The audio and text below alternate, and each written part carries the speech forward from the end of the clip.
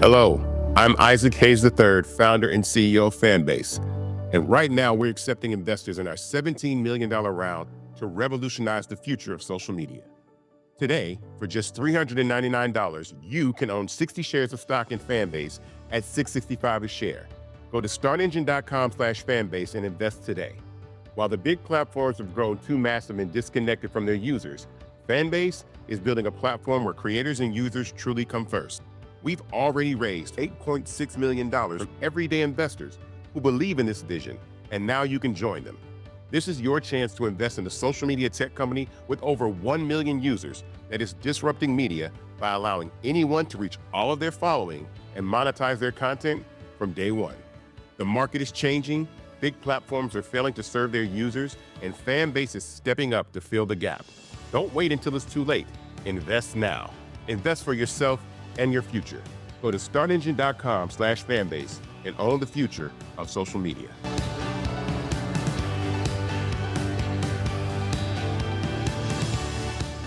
Folks, Black Star Network is here. Hold no punches. I'm real revolutionary right now. Black power. Support this man, Black media. He makes sure that our stories are told. Thank you for being the voice of Black America, Roland. Stay black. I love y'all. All momentum we have now, we have to keep this going. The video looks phenomenal. See, this difference between Black Star Network and Black-owned media and something like CNN. You can't be Black-owned media and be scared. It's time to be smart. Bring your eyeballs home. You dig?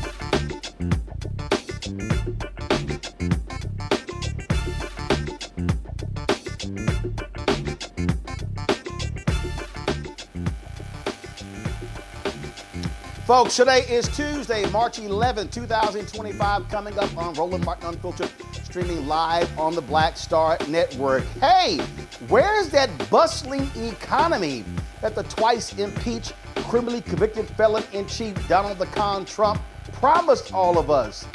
He is destroying the economy, leading us straight into recession. Stock market, another massive drop-off today. We'll talk with Economist Morgan Harper to explain what the hell is going on. And oh my goodness, Donald Trump essentially filmed a commercial today at the White House for Tesla. Why? Because poor Elon's company has lost 50% of its stock value. He lost $132 billion, and now he's crying because folks don't want to buy his little car. Wait until we show you what the grifter-in-chief did today with his grifting co-president, Elon Musk. It is shameful and despicable. Speaking of shameful and despicable, MAGA Republicans want to cut the D.C. budget by $1 billion. We'll talk with the city council member who will explain how these cuts will impact the city. And Michigan Lieutenant Governor Garlin Gilchrist announces he is running for governor of the state. We'll show you his video. Plus, the third suspect allegedly involved in the off-campus Omega Psi Phi fraternity hazing death of 20-year-old Southern University student has been apprehended. Folks, it's a lot we want to talk about. It's time to bring the funk on Roland Martin Unfiltered on the Black Star Network. Let's go. He's got it. Whatever the miss, he's on it. Whatever it is, he's got the scoop, the fact, the find. And when it breaks, he's right on time and it's rolling. Best believe he's knowing. Putting it down from sports to news to politics. With entertainment just for kicks, he's rolling. It's on go, roll, roll, y'all. It's Roland Martin, yeah. Rolling with Roland now. He's funky, he's fresh, he's real, the best, you know he's Roland Martin now.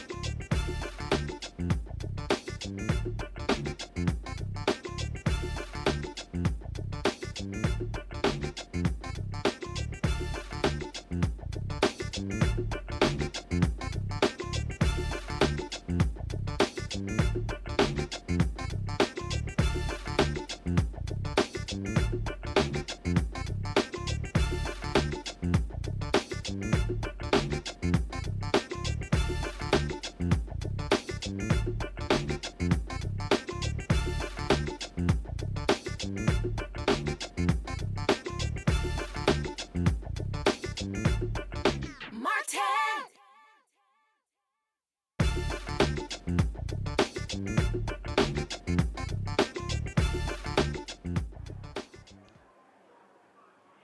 What the hell happened to the economy for the second time this week? Stock market tumbles in a huge, huge way. Donald Trump is throwing out tariffs when it comes to steel, all sorts of stuff. Now folks are talking about a recession is on the way. Inflation is hitting hard. Prices are still up. He's laying off people contributing to unemployment claims.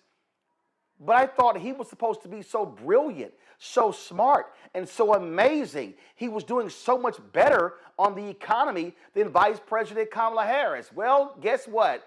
Hashtag we tried to tell you. And these idiots with the Trump administration, they say all of the pain that we're enduring is part of this so-called detox period to reset the economy. Literally, yesterday, Trump told reporters that a recession would be an unfortunate but necessary step to an all-out depression. Then you got House Speaker Mike Johnson standing by Trump insisting that this is really just a strategy. I believe that the policies that we're putting forth are going to improve the economy and bring down costs for people. It takes a little while. We're in a transition period between Bidenomics and the disastrous economy that the previous administration left us, and it takes a while for these policies to be ingrained. We're going to codify this with the reconciliation process and the bills coming forward.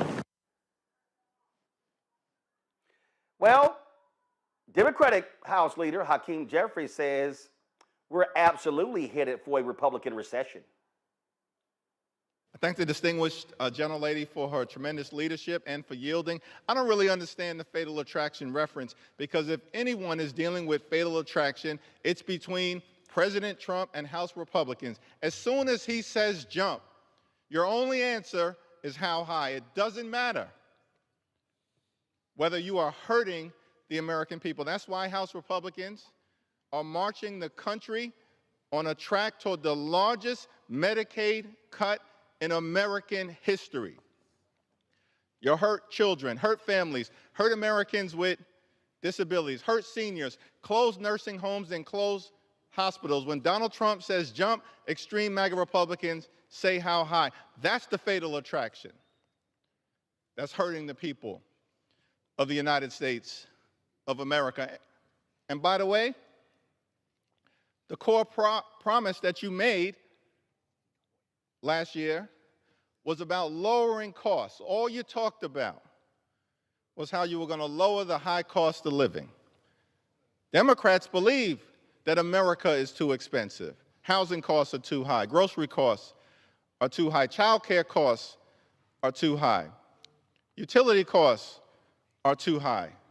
And insurance costs are too high. America is too expensive. We believe that that, in fact, is the case. But Republicans have done nothing to lower the high cost of living. No bill, no executive order, no administrative action. That's the broken promise. We were told by President Trump that costs were going to go down on day one.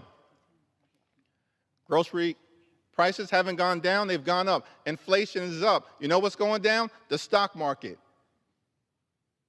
Because President Trump and House Republicans are crashing the economy in real time and marching us to a possible Republican recession. That's what's confronting the American people. Well, folks, critics say skyrocketing prices, trade war tensions, job losses hitting the nation left and right is causing the problem. But this idiot Trump, he just keeps blaming Joe Biden for this economic catastrophe and promising to make America affordable again.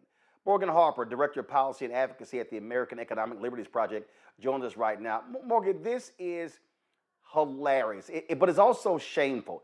So, correct me if I'm wrong, Trump, when the stock market was going up under Biden-Harris, Trump took credit. Now it's going down. Now he's blaming Biden for that. No, it's his policies, his actions that are absolutely tanking the economy. Yeah, it's pretty undeniable at this point that a lot of the uncertainty that he's injected into the economy with changing trade policy overnight, changes that in typical times might take, a couple months to work through, a few months. And not to say that longer is better, but some of this stuff is complicated and understanding all the impacts of it takes time. He's not really operating like that. He, I think just today, introduced and rolled back a new tariff on Canada in response to their retaliatory tariff. So this is creating a perfect storm of uncertainty that is impacting the stock market directly, like you noted.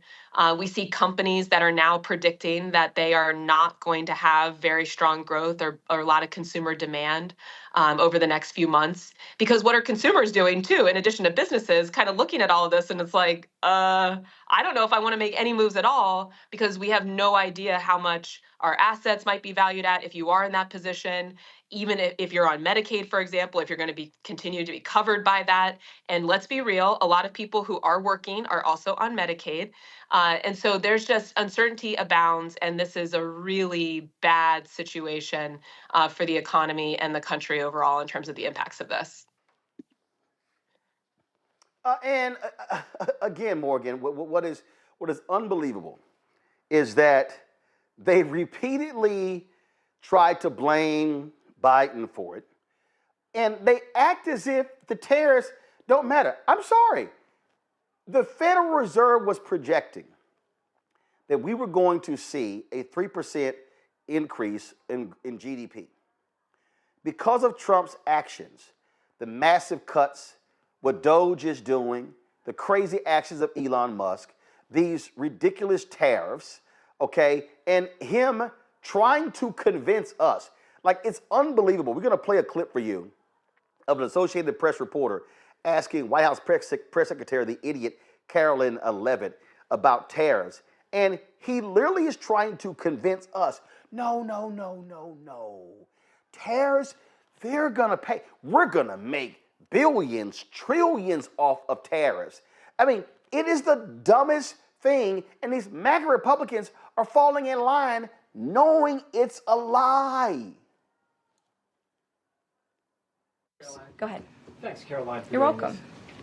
If we could just step back for a second. When President Trump last addressed the BRT when he was on the campaign trail, his big push was on tax cuts. He's going there today as he's proposing tax hikes in the form of tariffs. I'm curious why he's prioritizing that over the tax cuts. He's actually not implementing tax hikes. Tariffs are a tax hike on foreign countries that, again, have been ripping us off. Tariffs are a tax cut for the American people, and the president is a staunch advocate of tax cuts. As you know, he campaigned on no taxes on tips, no taxes on overtime, no taxes on Social Security benefits. He is committed to all three of those things, and he expects Congress to pass them later this year. I'm sorry, have you ever paid a tariff? Because I have. They don't get charged on foreign companies, they get charged on the importers. And ultimately, when we have fair and balanced trade, which the American people have not seen in decades, as I said at the beginning, revenues will stay here, wages will go up, and our country will be made wealthy again. And I think it's insulting that you're trying to test my knowledge of economics and the decisions that this president has made. I'm now regret giving a question to the Associated Press. Mary, go. Morgan, that's crazy. So, yeah, well, there's a lot to unpack here. I mean, like I've said a couple of times, Roland, tariffs are an important tool to make sure that we have balanced trade.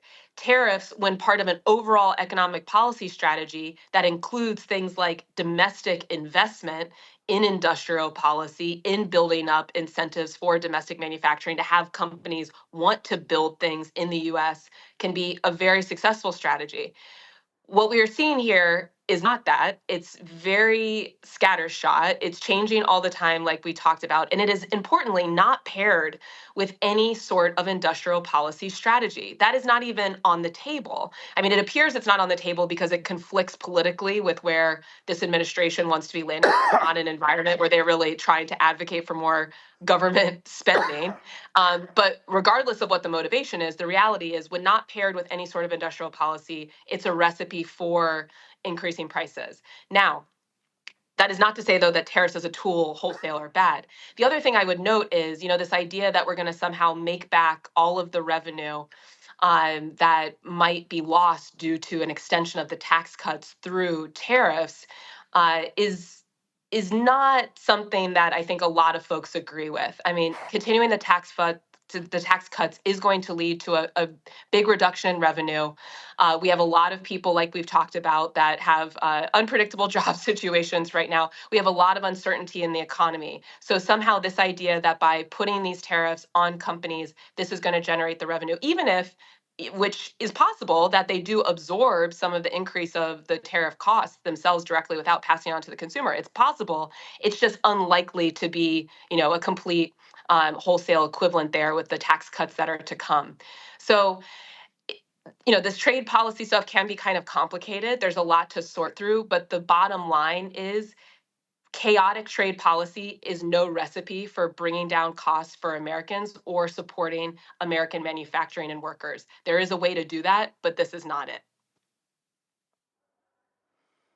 Well, and again, as we sit here and examine all of these actions, you take what they're doing to the IRS.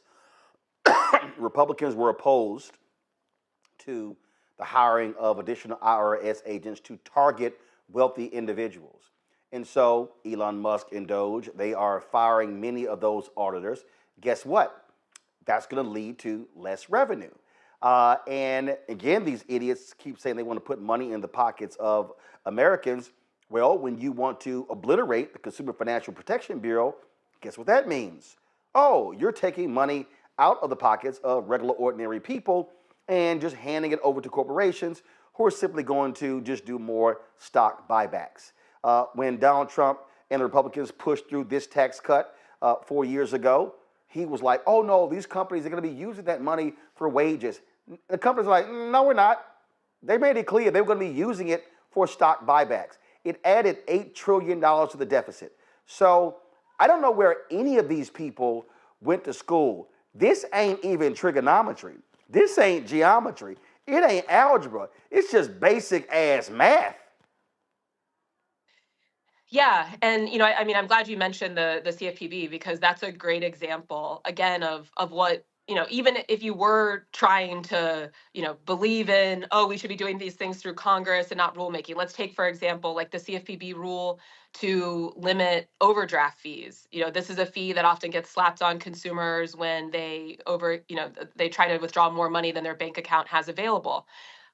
Banks, financial institutions have made a lot of money off of those fees over the years, and this past CFPB under the Biden administration did implement a rule to limit just how much those fees could be. There's a loophole in the law. And the congressional Republicans have now introduced what's called a CRA, Congressional Review Act, to roll back that law. Or roll back that rule, I should say. They're not introducing any sort of companion bill that would make that policy final and permanent if you believe in, oh, this should just be the authority of Congress. They're just taking away the rule that provided some protection to consumers. That's another thing that could raise prices. Another example out of the CFPB, there's a lot of examples, unfortunately, preventing the CFPB from being able to prosecute payments companies, online payments companies. They might be engaging in fraudulent activity and losing consumers' money. Similarly, trying to roll that back in Congress. Every congressional Republican, except for one, so far it's only been on the Senate side, except for one, voted for that. And there's no plan for covering that market. So there's a lot of vulnerabilities that are being created through this policymaking. Again, if there was sincerity in trying to actually solve problems, then we would be seeing some bills introduced, but that has not been happening. And it's very concerning. And so where we go from here is pretty unpredictable, but there are a lot of signs that are pointing to a bad economic situation or further weakening in the economy and a bad economic situation for a broader swath of Americans. Don't you also find it just utterly ridiculous, Morgan, where Trump now all of a sudden, how they're now saying, well, no, I think we have to, go through this pain. We must, because we need to do this reset. There was just too much government spending, and so this reset is necessary. What the hell are they talking about? Well, look, again, there's a way to go about making the government more efficient. And I've been a government employee. A lot of folks who have worked in government, I think that we could all put our heads together and think about some ways to make things more efficient. P.S., probably a lot of people who have worked at large corporations could say the same thing, but that's a whole other conversation. this isn't about doing the thing that's most efficient. It's been a lot of scattershot and fast-moving decisions that are just stripping away the ability for the government to really do its job to protect a lot of Americans and enforce the law, like the IRS, for example, that you mentioned. Again, going back to CFPB, they've withdrawn cases that were going after companies that were breaking the law, taking consumers' money. And so this does seem more of an ideological exercise, but I will say, and a political exercise, but I will say, I mean, there are real problems to solve. There is a need to take a hard look at the American economy and think through, what does it look like when so many people in our country are vulnerable to just missing one paycheck? What does it look like? You know, we talk about the stock market as an indicator, that there's a lot of people that don't even have the ability to dream of investing in the stock market because they have no extra money to be able to look at that. So these are real problems. They are problems that we need to solve. Having a long-term strategy for our country economically, including a trade policy that's going to make sure that companies don't just get to import cheaper goods and not pay higher wages to American workers. Those are real problems, but this doesn't look to be a coherent strategy to actually solve them and make sure that we're building for the long term here and a stable financial future for Americans. Yeah, because this strategy we're talking about here is, let's just invest billions of U.S. money into crypto. Let's just sit here and keep whacking away, and let's just stop the lawsuits against companies in the Department of Justice, at the SEC, at the CFPB. You had one Chinese national who just, let me just go ahead and buy, a bunch of, millions or billions in the Trump coin, and guess what? This case magically goes away. What we are seeing is major corporations. There was even one report that companies are paying $5 million for sit-down meetings with Trump and Mar-a-Lago. These people are grifters. They are literally trying to just steal from the government and screw everybody else. And you've got these workers, you got veterans. It's going to be a big protest happening on Friday. And to your point, how it's just willy-nilly. I mean, they fire people at the National Weather Service, and now they're trying to hire them back.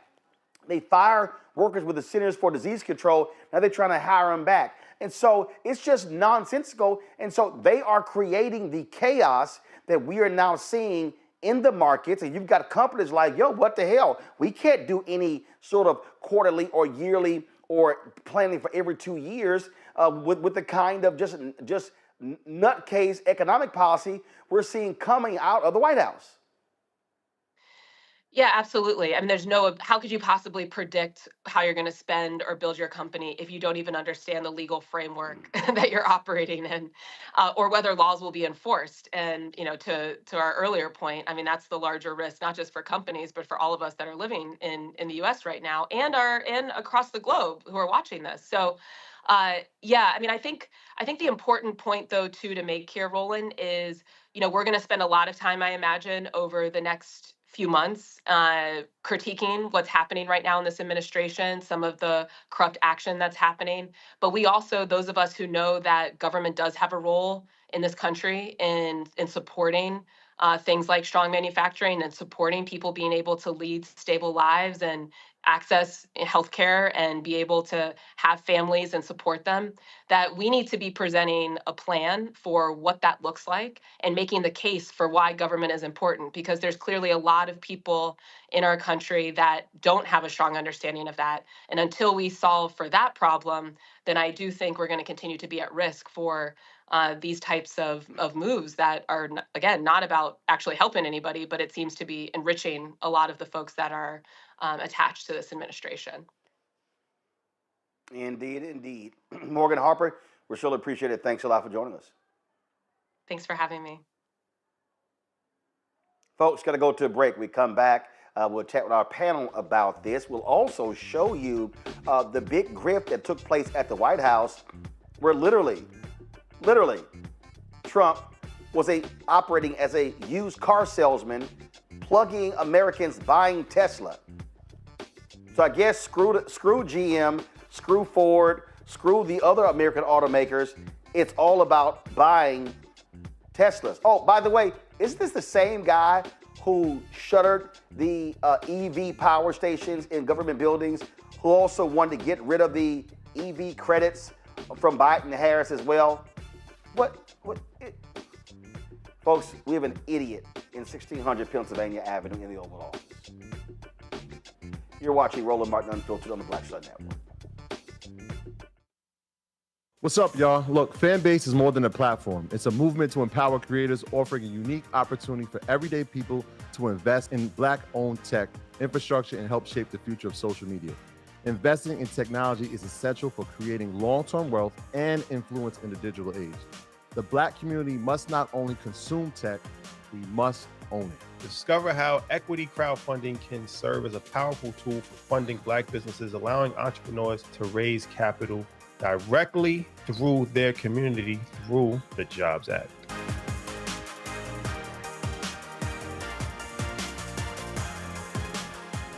We begin tonight with the people who are really running the country right now. Now, Trump is often wrong and misleading about a lot of things, but especially about history. Donald Trump falling in line with President Elon Musk. In the wake of the unsettling news that MSNBC has canceled Joy Ann Reid's primetime show, The Readout, Roland Martin and the Black Star Network would like to extend an invitation to all of the fans of Joy Ann Reid's MSNBC show to join us every night to watch Roland Martin Unfiltered, streaming on the Black Star Network for news, discussion of the issues that matter to you, and the latest updates on the twice impeached, criminally convicted felon-in-chief Donald Trump and his unprecedented assault on democracy, as well as co-president Elon Musk's takeover of the federal government. The Black Star Network stands with Joy Ann Reid and all folks who understand the power of Black voices in media. We must come together and never forget that information is power. Be sure to watch Roland Martin Unfiltered weeknights, 6 p.m. Eastern at youtube.com/Roland S. Martin or download the Black Star Network app.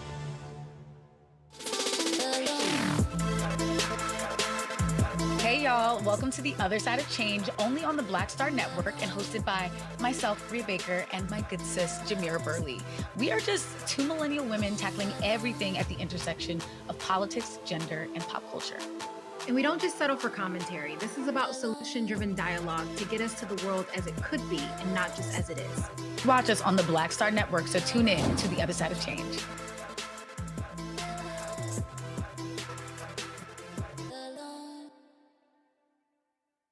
Hey, it's John Murray, the executive producer of the new Sherry Shepherd Talk Show. And you're watching Roland Martin Unfiltered.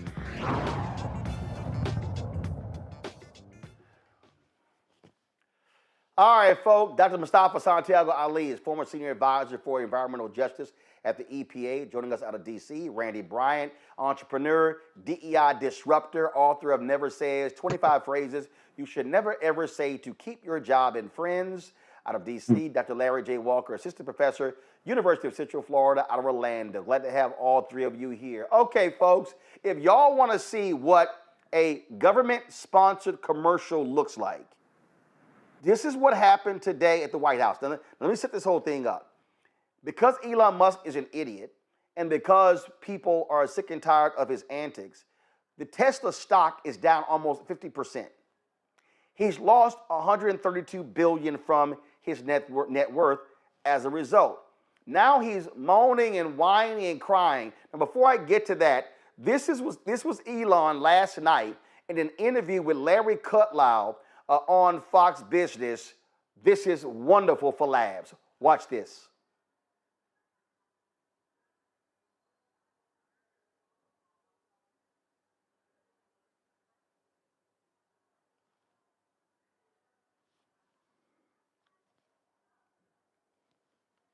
All right, do we have that clip? Okay, all right. So fine. Do we have the clip of Elon and the Teslas at the White House today? All right, roll that one. Hello, President Trump. Are you looking to buy or lease today? Well, I'm going to buy, and I'm going to buy because, number one, it's a great product, as good as it gets, and number two, because this man has devoted his energy and his life to doing this. I think he's been treated very unfairly by a very small group of people. And I just want people to know that you can't be penalized for being a patriot. and he's a great patriot. And he's also done an incredible job with Tesla. And I mean, nobody else has a car company started up in the last 30 years that's been successful. I don't think so. And not only successful, but super successful. And because he's able to find billions and billions and billions of dollars of fraud and waste and all of the things, I mean, our country is going to be very strong very soon because of a lot of the things that he's done and a lot of the things that I'm doing. And there's no better team, but there's no better for what we're doing. There's nobody like this, and he shouldn't be penalized.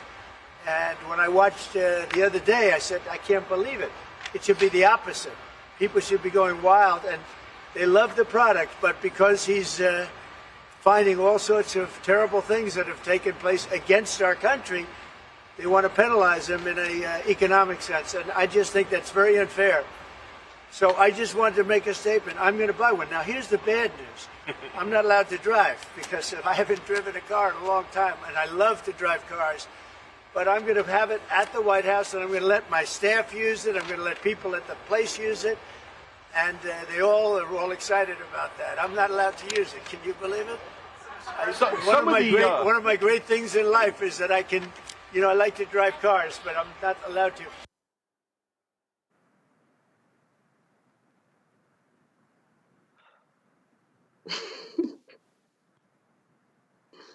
Y'all know damn well he ain't buying no Tesla. Oh my God, it's a great product. We don't have to buy it, we don't want to. Okay, y'all want to see the Elon Musk Tesla tears? This is from Fox Business in an interview with Larry Kudlow, who previously was one of Trump's economic advisors the first time. This is a joke. Call to action. You're hearing a call to action. Yeah. You giving up your other stuff? I mean, how are you running your other businesses? With great difficulty.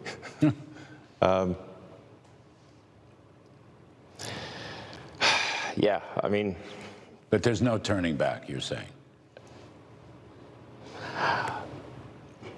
I'm just here trying to make government more efficient, eliminate waste and fraud, and so far we're making good progress.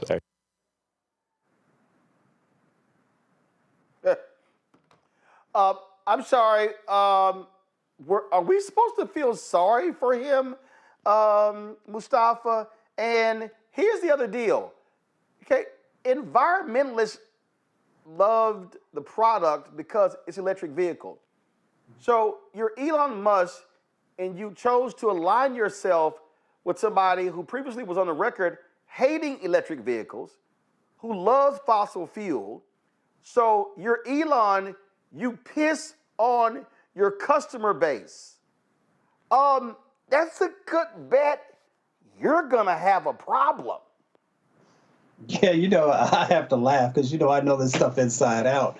And, you know, Musk turned his back on his base, on the folks who rode with him when his product was new and still needed to continue to develop and evolve, and then aligned himself with someone who is a climate denier, somebody who has been very intentional about trying to strip away the resources that are necessary to be able to build out, you know, a clean energy infrastructure. A part of that infrastructure is charging stations, and also the dollars that have gone to development and research that are critical to make sure the batteries continue to have longer and longer ranges. You know, Trump also has put climate deniers in his administration. He's stripped away science. He's done all these things that, you know, make no sense if you now say that you want to be supportive of Elon Musk and his electric vehicles. The other part, too, is the unfairness, right? The other car companies that are out there that have been, you know, catching up and passing Tesla in relationship to their development, they don't have the same access or the same marketing that the president is doing for Elon. So there are ethical violations in relationship to what the president is doing. There's also just not understanding long-term why he should be investing in cleaner energy infrastructure. And, you know, Elon brought this on himself. He had the opportunity to not only be a visionary, but also to be someone who is focused on helping to uplift people, and he's made the choices that he has. He's allowed to do that, but then also the consumers also have the right to take their dollars elsewhere. Yeah, I mean, I'm sitting here just cracking up laughing, and I'm seeing these, like this idiot Grant Cardone supporting Elon, buy a Tesla. I picked one up for my daughter and another for my wife. Well, guess what, Randy? It's a whole bunch of these gas guzzling, fossil fuel loving red state folk who, guess what? If them dumbasses go out and buy a Tesla, they ain't gonna be able to plug it up anywhere. See, that's what is so laughable. What Elon has done is he has trashed the very cities and the states where his car was doing well, that is the basis of his net worth, to align with Trump and MAGA, and the red state people hate electric vehicles. This is literally one of the dumbest economic moves you have ever witnessed. This is a man who's walking around using his child as a prop. He has 14 kids, so there has to be a babysitter somewhere. So I don't know why the kid is always there, but that's besides the point. He doesn't think things through. Even the child is a marketing effort. The car, he doesn't care, like Dr. Ali was just saying, he doesn't care about saving our environment. He cares about making money. And because he's a narcissist, an obvious narcissist, he thought that people would still buy his cars and adore him, although, like you said, he has gone against the very people who are for cleaning up this environment, who are about electric cars. His base, their base, the MAGA people are not about about saving the environment. And just like you said, I could tell you, I was just deep down south, there are not electric ports everywhere for them to be charging these cars. But they didn't think it through, just like they don't think anything through. But their narcissistic bravado just makes them think that they can make moves and there are not going to be repercussions, and there certainly aren't going to be repercussions on them. But their bromance, I mean, I am so disgusted watching them just fawn all over each other and scratch each other's backs. They are not working for the government. They're not working for the people. They are working for each other and their cronies to make as much money as they can in this time. Larry, how despicable is it to watch an occupant of the Oval Office literally film a commercial for Elon Musk? Because, oh my God, he's losing sales and people are sorry. Hey, I thought these people loved choice. I thought they loved talking, they love cancel culture. Well, guess what? If people don't want to buy his sorry ass car, they don't have to buy it. Hey, it's called, Republicans love the free market. Well, the free market is speaking, and they say, Elon, kick rocks. So this press conference today is everything they thought they would get with a black president, but they didn't. I think that's first. Second of all, you watching this reminds me of being up like 1 o'clock in the morning on a weekend and you get a really cheesy infomercial with some guy you never heard of. So basically that's the vibe you get. And it's just a reflection of where we are as a country in terms of, who occupies the Oval Office. And not only in terms of, what their economic policies is, and we talk about, obviously, with the recession likely to come here in the next couple of months.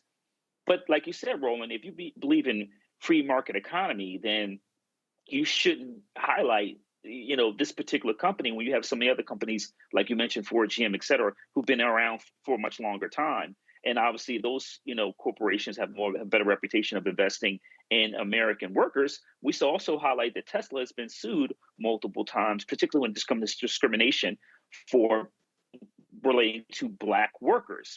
So once again, when we talk about these ideas, opinions about what it means to be American and who we should be invested in, Tesla, a company with history of racial discrimination, gets the free infomercial on and free advertisement on television carried by major networks, whereas some of the other corporations, once again, who pay a higher wage and have a better reputation of hiring, black executives, they don't get a shout out on TV. But this is just another cheesy example of try to, sell these cars And look, the bottom line is he's a businessman, and as you said, he made a poor business decision. The people who will really invest and buy these cars are not doing it anymore, and they're not likely to start buying them just because of this cheesy infomercial at the White House. I need y'all to pull up that photo of Donald Trump's notes. I thought this was hilarious, Mustafa. Can y'all pull the photo up, please? So they handed Donald Trump some notes, and it says Tesla pricing, full self-driving, Model X, 112,490 silver, CT, 114,000 gray, Model S, 108,990 blue, Model Y, 59,990, and then it says Tesla can be purchased as low as $299 a month or $35K. All cars have self-driving, just needs to be turned on for a fee. Yeah, I'm sure MAGA is sitting here like, yeah, I'm gonna buy a $114,000 car, or I'm gonna buy that ugly ass cyber truck. This is a joke. And guess what, Mustafa? I am elated every day to see the Tesla stock go down and to see his net worth go down. And my girl Ebony Hilton, Dr. Ebony Hilton, had this great tweet. She said, if they offered this Tesla, buy one, get one free, I still wouldn't buy that raggedy ass car. Well, there's a whole lot of folks, both in this country and outside this country, who agree with that statement right now.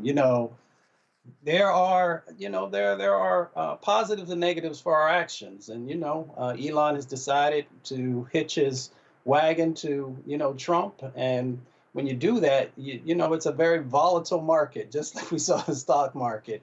So you now have other countries that are speaking out against his products and saying, that the vast majority of our citizens are not going to purchase it, and actually putting some blocks in place with that. But then when you come back home, I think Randy really hit it on the head. I'm all over the place.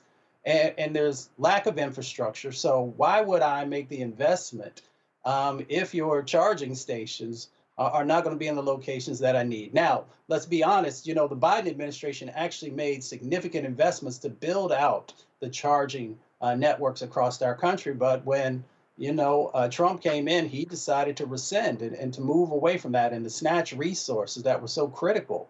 It just doesn't. People will have to make the best decision for themselves if they want to support companies and the individuals who own those companies who are doing oppressive actions, who are taking away jobs from hardworking Americans. And therefore, those hardworking Americans could never afford a $100,000 car because they're trying to put food on the table and keep the lights on and pay the rent. So as my grandmother says, when you know better, do better. Elon Musk really should start doing better if he wants to find some possible way of reclaiming his humanity and finding people who might be interested in any of his products, because it's not just Tesla, but I know we're focusing on that. And the reason this is laughable, Donald Trump's General Services Administration, they disconnected charging stations. They're looking to offload the government's new fleet of electrical vehicles.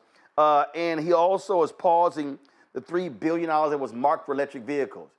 Again, stupid is as stupid does. All right, got to go to a break. We come back.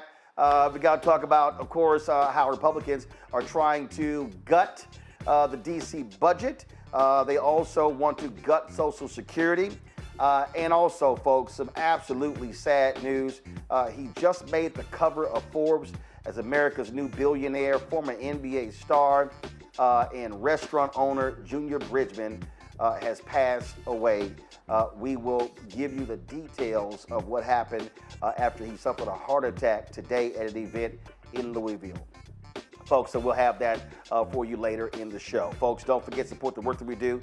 Joining our Bring the Funk fan club, your dollars are critical for our ability to be able to grow and add new shows and new elements. And so if you want to give via Cash App, please use the Stripe QR code. You see it right here on the screen, the Stripe QR code. If you're listening, go to the blackstarnetwork.com for the QR code. Send your check and money order, P.O. Box 57196, Washington, D.C., 20037-0196. PayPal, R. Martin Unfiltered, Venmo, RM Unfiltered, Zelle, Roland at RolandSMartin.com, Roland at RolandMartinUnfiltered.com. We'll be right back. Hello, I'm Isaac Hayes III, founder and CEO of Fanbase. And right now, we're accepting investors in our $17 million round to revolutionize the future of social media. Today, for just $399, you can own 60 shares of stock in Fanbase at $665 a share. Go to startengine.com/fanbase and invest today. While the big platforms have grown too massive and disconnected from their users, Fanbase is building a platform where creators and users truly come first. We've already raised $8.6 million from everyday investors who believe in this vision, and now you can join them. This is your chance to invest in a social media tech company with over 1 million users that is disrupting media by allowing anyone to reach all of their following and monetize their content from day one. The market is changing, big platforms are failing to serve their users, and Fanbase is stepping up to fill the gap. Don't wait until it's too late. Invest now. Invest for yourself and your future. Go to startengine.com/fanbase and own the future of social media.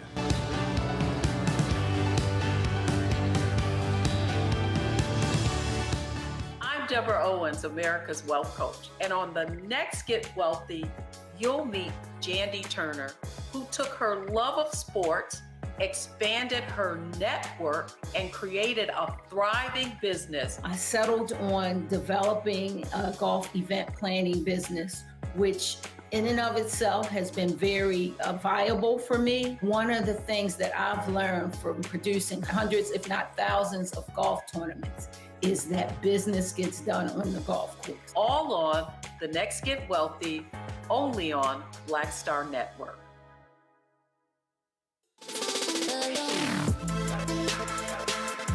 Hey y'all, welcome to The Other Side of Change, only on the Black Star Network and hosted by myself, Rhea Baker, and my good sis, Jamira Burley.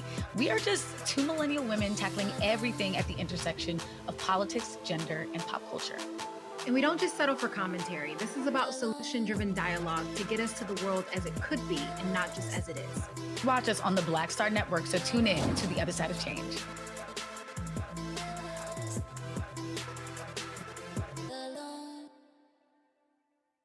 How you doing? My name is Mark Curry, and you're watching Roland Martin, unfiltered, deep into it, like pasteurized milk without the 2%. We getting deep.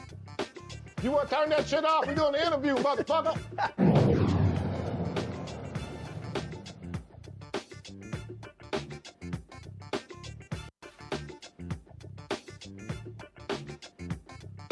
Hold on.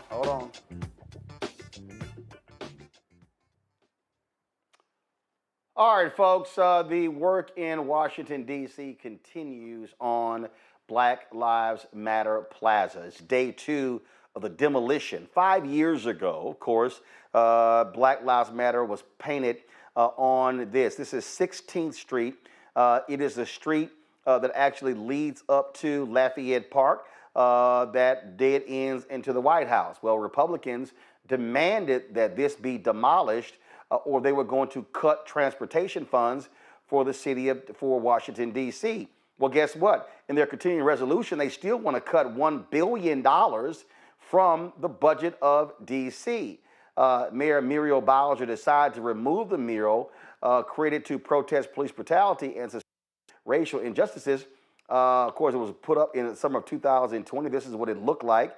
This is literally just outside of our Black Star Network studios. Megan Bailiff is the CEO and president of Equal Striping, the pavement marking company that originally painted the letters. She called the dismantling of the plaza historically obscene. She joins us right now. Megan, glad to have you here. Nice to be Somebody posted something on Twitter that I thought was stunning. And they said, it took more than 100 years, and we are continuing trying to bring down Confederate statues in this country. Yet 5 years after, or less than 5 years after the death of George Floyd, this particular monument is already being destroyed in the nation's capital because Republicans have ordered it order DC to get rid of it. Yes, it's very sad. I know that pressure has been on Mayor Bowser from the very beginning when she did this. And I do want to clarify, because it doesn't seem to be clear in a lot of the reporting, that this isn't the structure that they're destroying now is not what it was in the very beginning. She did that interesting guerrilla effort that spread around the world. But what they then proceeded to do was put in a permanent, and I agree with you, monument that I thought was the newest monument in DC, and one that my company was very proud of being involved in. I think if you could see behind me, that's the framed plans of our work that we did on that spectacular thing. And it is really sad to see it be taken away in just a blink of an eye. So what you're talking about is, so yeah, initially it was painted Black Lives Matter Plaza. But what ended up and then there were lots of events, there were protests, all sorts of things. But the problem is businesses along the street were complaining because they were like, hey, how long is this street going to be blocked off? I mean, essentially the 2 blocks from 16th and K all the way to Lafayette Park were blocked. And so what they then did was, if y'all could freeze the video, you see right there those black pipes or whatever you want to call them. So what they eventually put those in the street that allowed for traffic to then be able to go in both directions on 16th Street. And so then what happened was, so you see right there, you see right there where the B and the L is. It was more involved than that. These actually are 11,000 square feet of cement letters that they put in. They built an entire structure in the street that included that central path, protected path area, and it was quite impressive. And my company spent the last 3 years refurbishing it and making it prepared. We were excited about what it meant as a gathering place for what will be happening in the city next year, or may not be happening. If Trump gets his way, we may not be able to have the kinds of gatherings that we had there from its outset. And the point there, what I was saying on where the B and the L is, that's actually where three different years we hosted our show on the anniversary of the death of George Floyd, with his and when his family was in town with Attorney Ben Crump, they actually came down. You see right there, that was one of the years where we actually broadcast from that spot. Yes, and that kind of gathering place, the impact that it had on my crew, being able to have a hand in putting that in, the thought that they had that this was going to be a generational opportunity for their family, for them to share with their friends and family about their impact in creating this space that reminded the country of the importance of that Black lives play in the whole development of our country. Well, it is quite unfortunate. And again, the only reason it is being destroyed is because Republicans demanded it, and they told the mayor to rename it Black Lives Matter Plaza. They wanted it renamed Liberty Plaza. That is what they're saying. I actually spoke to the mayor's office this morning. They called me to clarify something that hasn't been clarified publicly by them, I don't think, prior to this, to say that she actually has not agreed for that name change, that even though that's in the legislation, that isn't something that they are resisting that particular change to this. They are going to take down the. Well, I can tell you right now.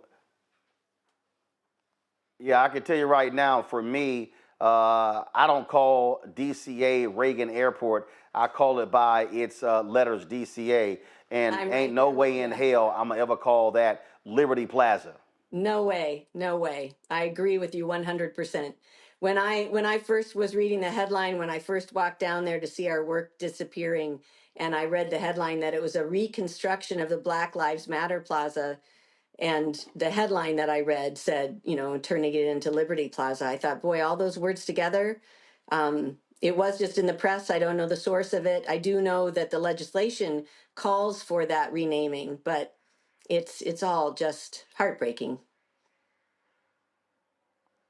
Indeed. Well, please give your best to your employees. Megan, we thank you for your great work. And I am hopeful that if folk do the right thing in 2028 and we throw this bum and J.D. Vance and others out of the White House, that those letters will return to 16th Street, and it will be forever known as Black Lives Matter Plaza. I agree. I did want to add that I ran into a couple of council members from Savannah, Georgia when I was there.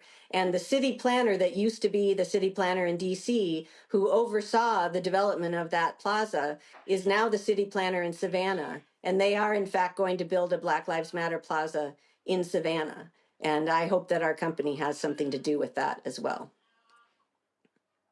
Well, that would be absolutely awesome. And if other cities do the exact same thing. Megan, thanks a lot. Thank you. Thank you so very much. Larry, this is what happens when residents in D.C. get screwed because they're not a state. Where Republicans, whoever controls Congress, controls the budget of Washington, D.C., and they get treated like a yo-yo depending on who's in the White House or who controls Congress. Yeah, and Mustafa and I both worked on the Hill. We've seen this numerous times in terms of, like you said, yo-yo back and forth, depending if it's a Democratic or Republican administration. Obviously, the DC appropriations, the government, a government oversight committee, et cetera, that has oversight over what happens in logistics and funding in DC. But Roland, this, people describe these efforts as kind of anti-DEI as an umbrella. My argument is these are really pro-Jim Crow efforts, and we should really, in terms of how we communicate it, describe it as that, because they were trying to reverse every single, accomplishment, recognition of the struggle, the successes of Black folks in America. And for those individuals who supported this administration, and any of these individuals, I know we talked a lot about that White House event, Black History Month event a couple weeks ago. It is actually despicable. And I mean, I believe our ancestors have to be turning over their graves, because how could you support an administration that is clearly anti-Black and has done everything it possibly do to erase, and like I said, any of the successes or challenges that Black folks have faced? Listen, the murder of George Floyd was not just a national issue. It was an international movement in terms of people throughout the country, obviously throughout the diaspora, but folks in throughout the world who are standing with people of African descent and saying that the disproportionate rate at which Black folks are killed is not acceptable. But how the tides have turned over the last couple of years. And once again, this is similar to what we see in history in the United States, the Red Summer of 1919 and other places where you've seen white resentment as a result of what is appearance of Black progress. But we have to continue to stay steadfast against this, Roland. This is unacceptable. And once again, this is another attempt of erasure in terms of Black folks in America. Well, that's exactly what it is. It is absolutely, positively anti-Black, Randy. I don't think that we could deny that there is an absolute attack on us. And even things like, this monument, which we've seen it as, they want to wipe it out.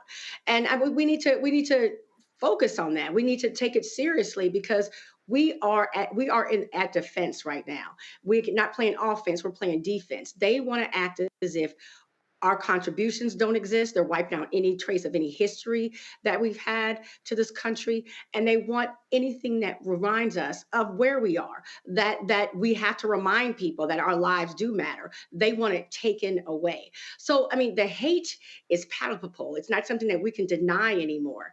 And I think it's good that we have this warning, though. I think that it is a call for us to unite, that we don't have time to play around. We don't have time to be against one another. We need to rely on media sources like yours, because this is all we've got. I just think it's just very, very clear. As I'm in DC with you, and I've seen the destruction of this happening. It to me symbolizes kind of, if people weren't getting it before, now they have a visual representation of what's happening. People are very clear about how they feel about us. And we need to act in kind, and not act in the way they necessarily want us to, because I do believe that they want us to get out in these streets and protest, and so he can enact martial law. I really do believe that is what's going on. But I believe that we need to react by planning and becoming stronger and unifying as a people. Well, but here's the deal, though. folk have to, we talk about stay woke. They got to, frankly, wake the hell up, Mustafa.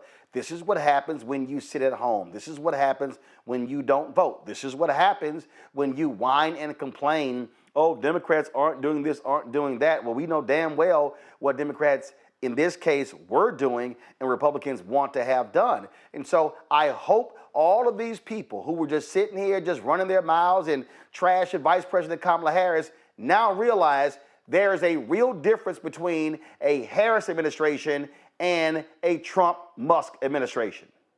Yeah, all that is facts. And hopefully folks are waking up. You know, it's amazing how we wake up and then we are lulled back to sleep. You know, it's interesting because Black Lives Matter was about remembrance, right? And inside of that remembrance was actually about how when people come together and reclaim their power, how they can make change happen. That doesn't mean that everything gets answered, but it does show folks that it is possible to begin the journey toward the North Star that many of us have often talked about. And that scares those folks who have been oppressors and are used to being able to do, say, and control folks. So the visual of Black Lives Matter, you know, caused them a lot of consternation. It caused them fear because they realized that when Black and brown folks and indigenous folks and other types of allies come together, that we can actually move things in this country. There's still a lot of work that needs to happen. You know, and when this happened earlier, you know, I had to write a little bit. I'm just going to hit you with just a real quick 30 seconds of it. It said Black Lives Matter Plaza. They came with hands heavy with silence, dragging buckets of erasure. And if paint could swallow a revolution, as if footsteps could forget where they were headed, as if tongues could be tied after tasting freedom. But we are louder than pavement. Our breath breaks barriers. Our fists carve echoes in the air. Our words rise higher than your hush. Black Lives Matter written in the sky, a love letter scrawled in the clouds. Black Lives Matter reflecting in millions of eyes, blinking back the sun, unblinking the fight. Black Lives Matter. Not just on the street, but in the soil. Not just in the paint, but in the pulse. Not just in a whisper, but a wall, a song, a storm. Not just surviving, but thriving. Shining, reborn. Black lives still matter. Well, they indeed do. But what you're dealing with here are Republicans who do not give a damn about Black lives at all. And guess what? All of those Black MAGA imps who were at the White House just dancing and shaking their asses at the Black History Month reception, it's amazing how quiet they are. They're real quiet.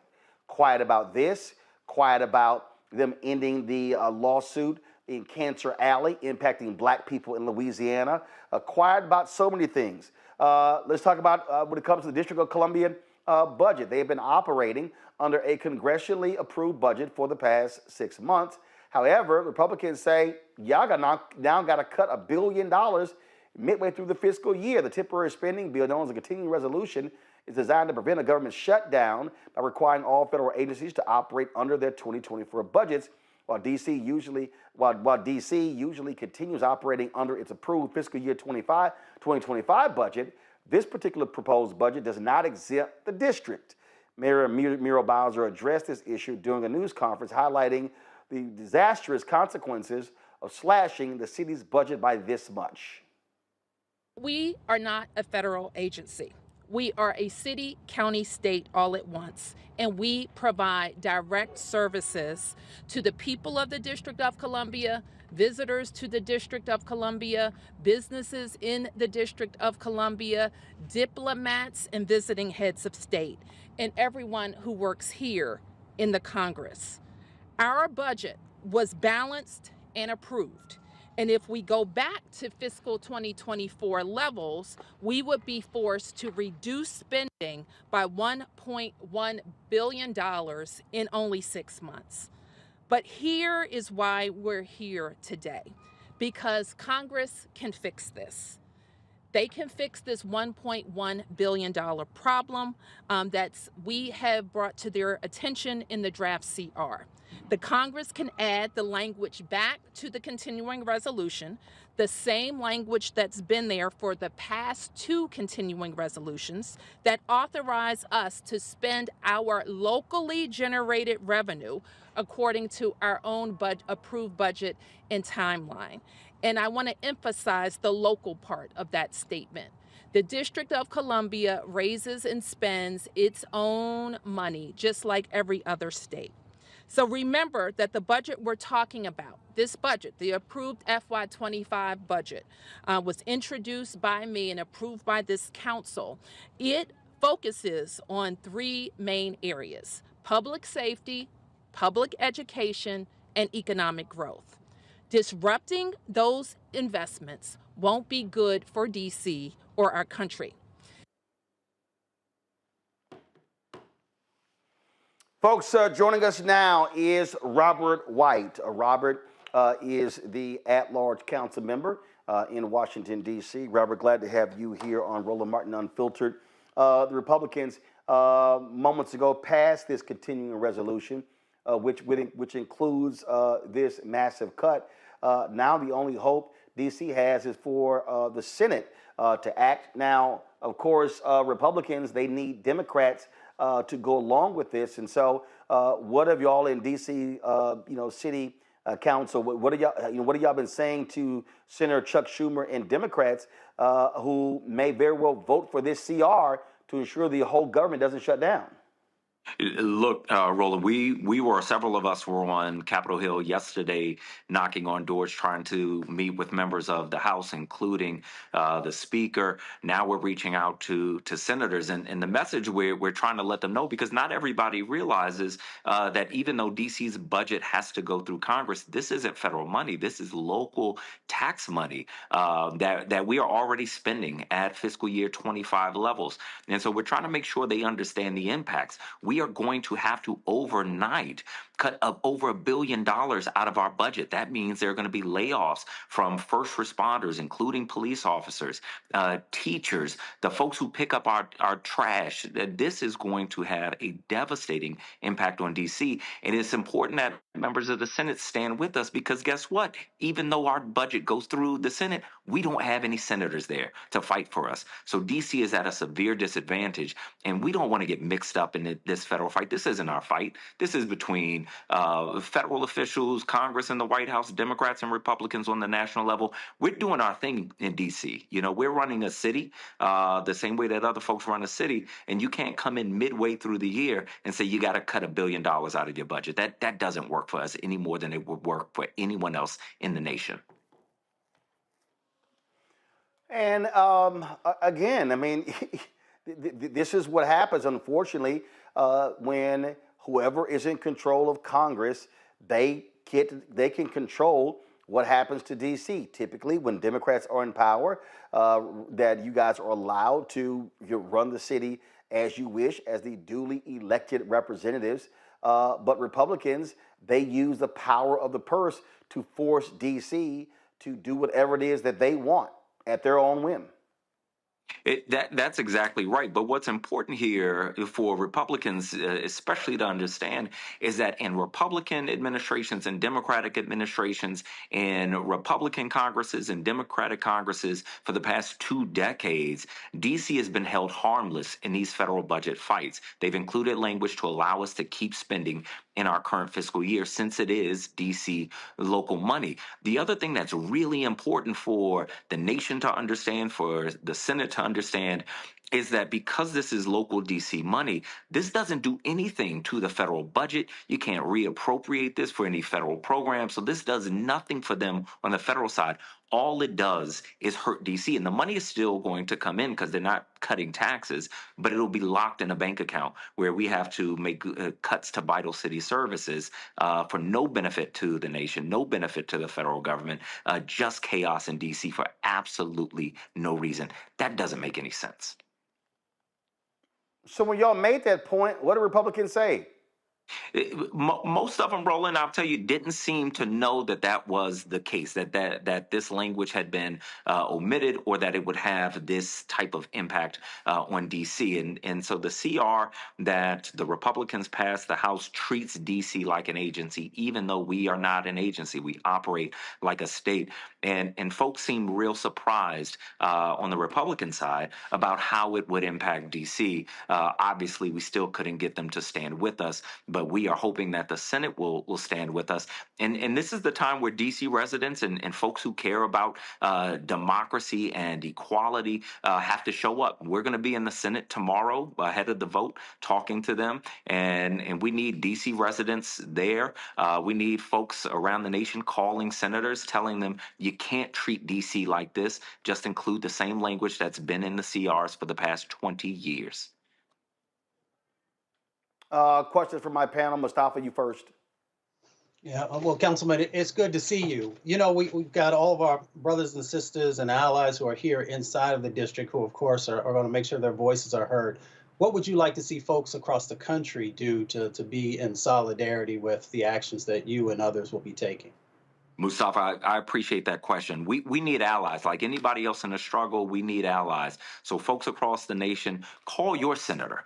Tell them you heard about what's happening to the District of Columbia. You don't want to see any of your fellow country members treated like this and getting tied up in this national fight. So urge them to vote no on the continuing resolution. Don't include D.C. in this federal nonsense.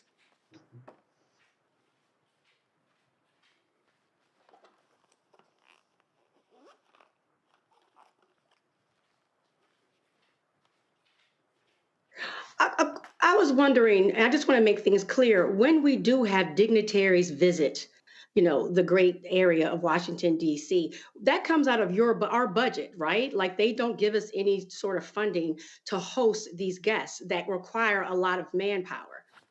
That's right. When dignitaries visit the inauguration, D.C. residents are shouldering that financial burden. That is our police, our first responders, the same ones that are going to lose their jobs because of this, who are bearing the danger, and our taxpayers who are bearing the cost. Now, we do get some reimbursement for those, but we don't get the full reimbursement. So we are carrying that cost, and we've got to respond in real time. Larry? Yeah, Councilman. I've lived in D.C. for a number of years. Don't live there anymore, but I feel, I have a lot of family and friends who live in D.C. So this really concerns me. But I want you, and I know you to be very careful to walk this fine line. Is this feel like retribution in some respects? We talked about a few minutes ago the Black Lives Matter, street being painted over or removed, and the city, historically known as Chocolate City, right?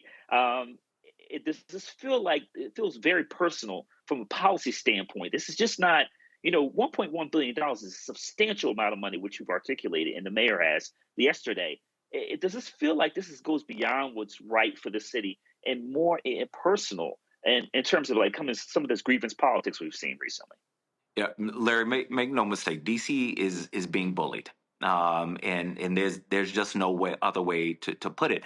And at some point, we need folks to stand up, folks in D.C. and outside of D.C. to stand up and say, look, wrong is wrong.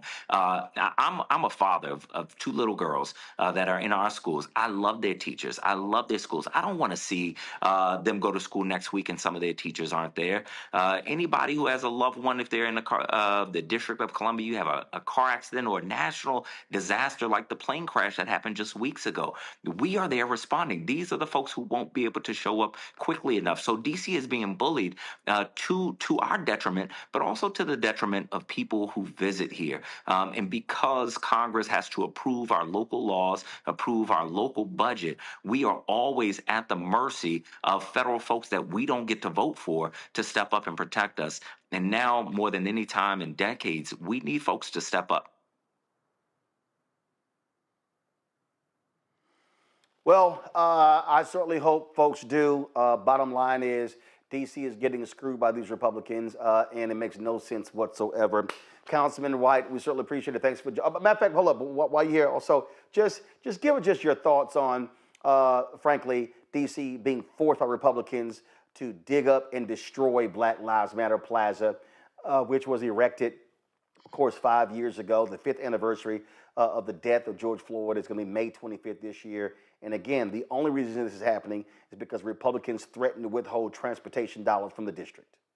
Look, this is Black Lives Matter Plaza wasn't just a street in D.C. It was a national icon, a national monument. And to those of us who understand what those words mean, Black Lives Matter, why we have to say that affirmatively, we understand in a visceral way what that plaza meant and what it means to see it being torn up now. Now, what folks have to remember is that this kind of bullying, when you don't stop it, when you don't stand up to it, it comes for you. So even if you're outside of D.C., you are not exempt. Today, it is Black Lives Matter Plaza, but they are coming to every state, every city, and we've got to make sure that we are standing firm, standing together, and strategizing, because if we're not strategizing and pulling together, we've already lost. But if we are doing that, then we have already won. We just got to get to work. Indeed, indeed. Councilman White, we appreciate you joining us. Thanks a lot. Thanks, Roland. Folks, got to go to a break. We come back.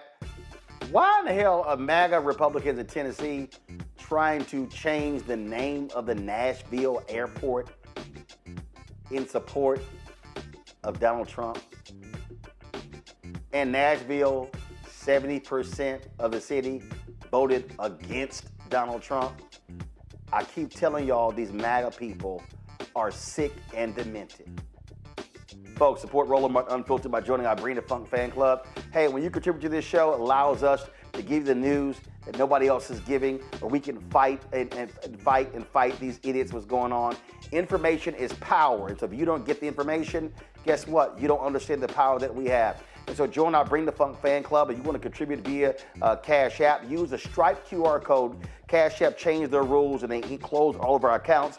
So you can't give to us direct, but you use the Stripe QR code. It's right before us right now. You can also send if you're listening, go to blackstarnetwork.com for the Stripe QR code. Go to, of course, see your check and money order, P.O. Box 57196, Washington, D.C., 20037-0196. PayPal is paypal.me/rmartinunfiltered. Venmo is venmo.com/rmunfiltered. Zelle, Roland at rolandsmartin.com, Roland at rolandmartinunfiltered.com. And get our Roland Martin Unfiltered swag by going to rolandmartin.creator-spring.com. Get your shirt. Hashtag, we tried to tell you, FAFO 2025. And also, don't blame me. I voted for the black woman. Again, go to rolandmartin.creator-spring.com or go to blackstarnetwork.com. We'll be right back. Hello, I'm Isaac Hayes III, founder and CEO of Fanbase. And right now, we're accepting investors in our $17 million round to revolutionize the future of social media. Today, for just $399, you can own 60 shares of stock in Fanbase at $665 a share. Go to startengine.com/fanbase and invest today. While the big platforms have grown too massive and disconnected from their users, Fanbase is building a platform where creators and users truly come first. We've already raised $8.6 million from everyday investors who believe in this vision, and now you can join them. This is your chance to invest in a social media tech company with over 1 million users that is disrupting media by allowing anyone to reach all of their following and monetize their content from day one. The market is changing, big platforms are failing to serve their users, and Fanbase is stepping up to fill the gap. Don't wait until it's too late. Invest now. Invest for yourself and your future.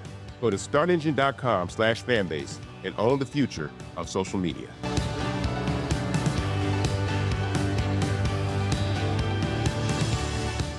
We begin tonight with the people who are really running the country right now. Now, Trump is often wrong and misleading about a lot of things, but especially about history. Donald Trump falling in line with President Elon Musk. In the wake of the unsettling news that MSNBC has canceled Joy Ann Reid's primetime show, The Readout, Roland Martin and the Black Star Network would like to extend an invitation to all of the fans of Joy Ann Reid's MSNBC show to join us every night to watch Roland Martin Unfiltered, streaming on the Black Star Network for news, discussion of the issues that matter to you, and the latest updates on the twice impeached criminally convicted felon-in-chief Donald Trump and his unprecedented assault on democracy, as well as co-president Elon Musk's takeover of the federal government. The Black Star Network stands with Joy Ann Reid and all folks who understand the power of black voices in media. We must come together and never forget that information is power. Be sure to watch Roland Martin Unfiltered weeknights, 6 p.m. Eastern at youtube.com/Roland S. Martin or download the Black Star Network app. On the next A Balanced Life with me, Dr. Jackie, think about for a moment some of those icky behaviors that you display every now and then. Are you a petty Betty or a crabby Kathy? Where do those less than attractive traits come from? We all have them. And more importantly, how do we get rid of them to make certain that they don't infect other people? Pettiness is something that we all carry. It's just make sure that you carry it well and you don't use it to intentionally hurt. On the next A Balanced Life with Dr. Jackie on Black Star Network. Farquhar, executive producer, Proud Family. You're watching Roland Martin Unfiltered.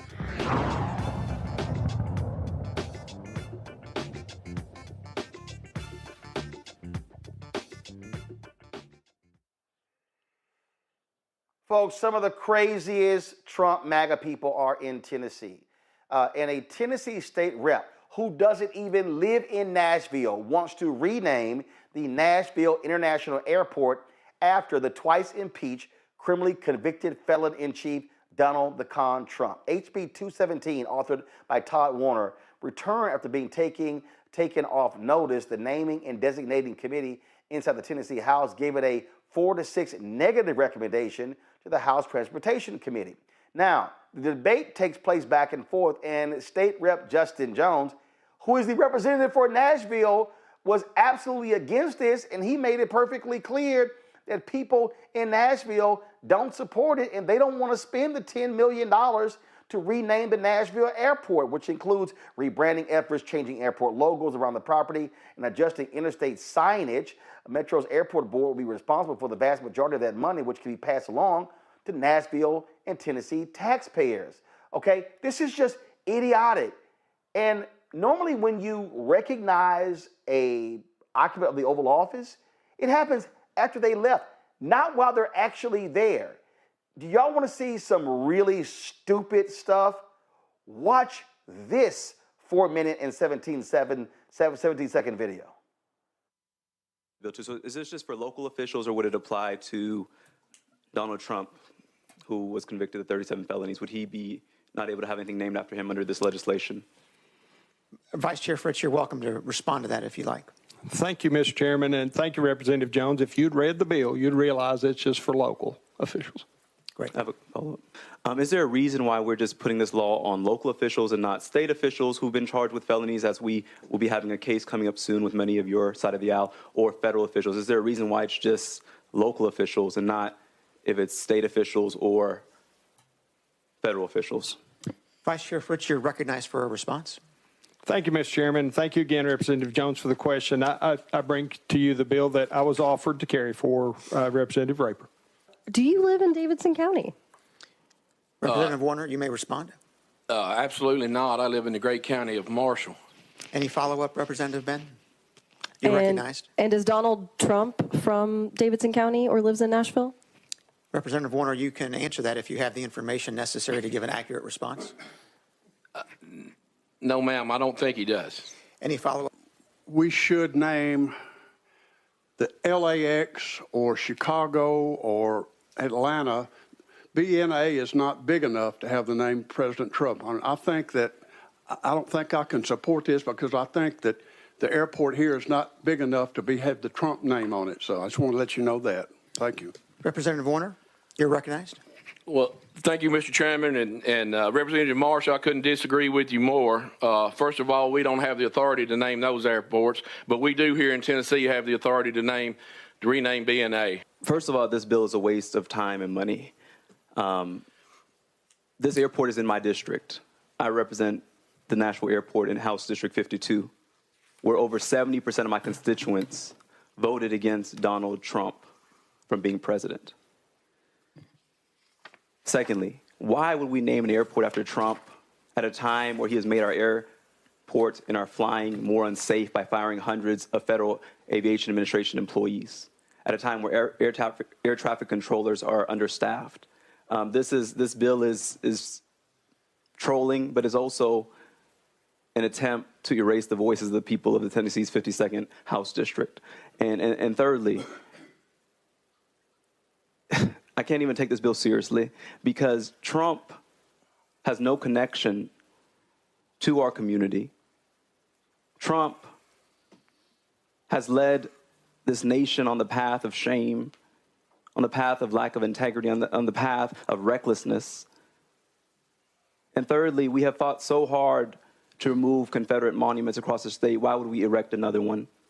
For a man who has been the Grand Wizard-in-Chief in Washington, for a man who has attacked the people of my district, one of the most diverse districts in the state. And so I am vehemently against the renaming of this airport. We had some constituents who wanted to testify about this. The bill was taken off notice, now it was brought up again, so they cannot be here. But again, I think overwhelmingly the people of our district are against this. If the sponsor wants to name something after Trump, I might suggest that the city dump, because that's where this vial and this litter and this trash belongs, not on our airport here in Nashville. And so again, I oppose this legislation, and I hope that you would focus on your own district and focus on improving the lives of people, and not naming things after people who you idolize, and this form of idolatry of political tyrants and just one of the most shameful people in this nation. Thank you. When he puts America first, it puts Tennessee first. Okay?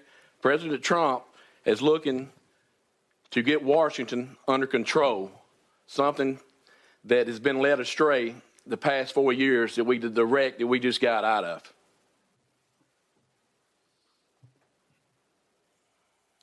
Madam Clerk, please close the vote and announce the vote. Mr. Chairman, you have 4 ayes, 6 noes. The bill moves on to the Transportation Committee with a negative recommendation.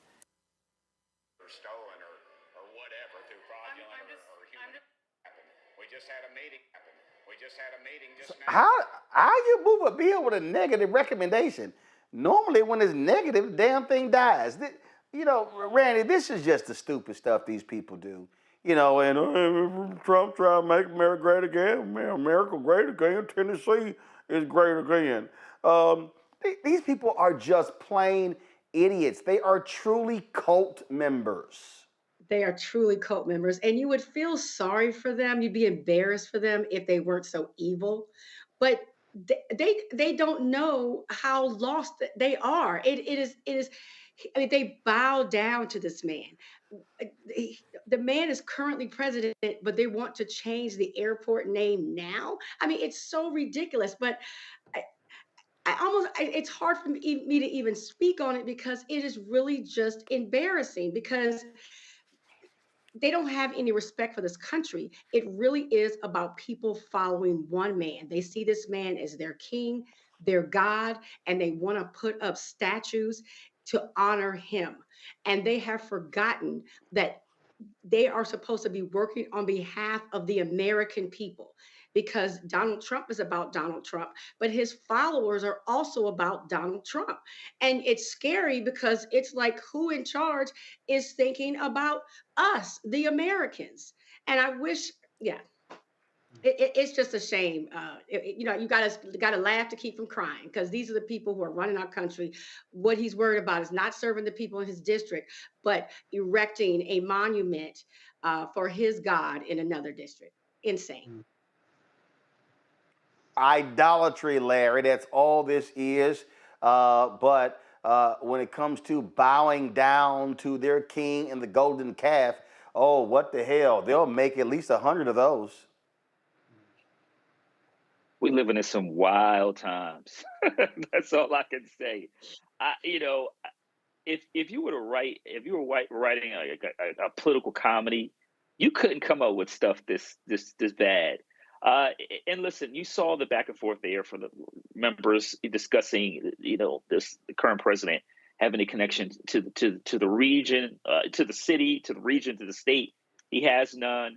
And then at the very end, the state rep Republican talking about, bringing the country back where the stock markets crash. Undoubtedly, the number of jobs people hiring is going to down. We're likely to face a recession. All international, problems.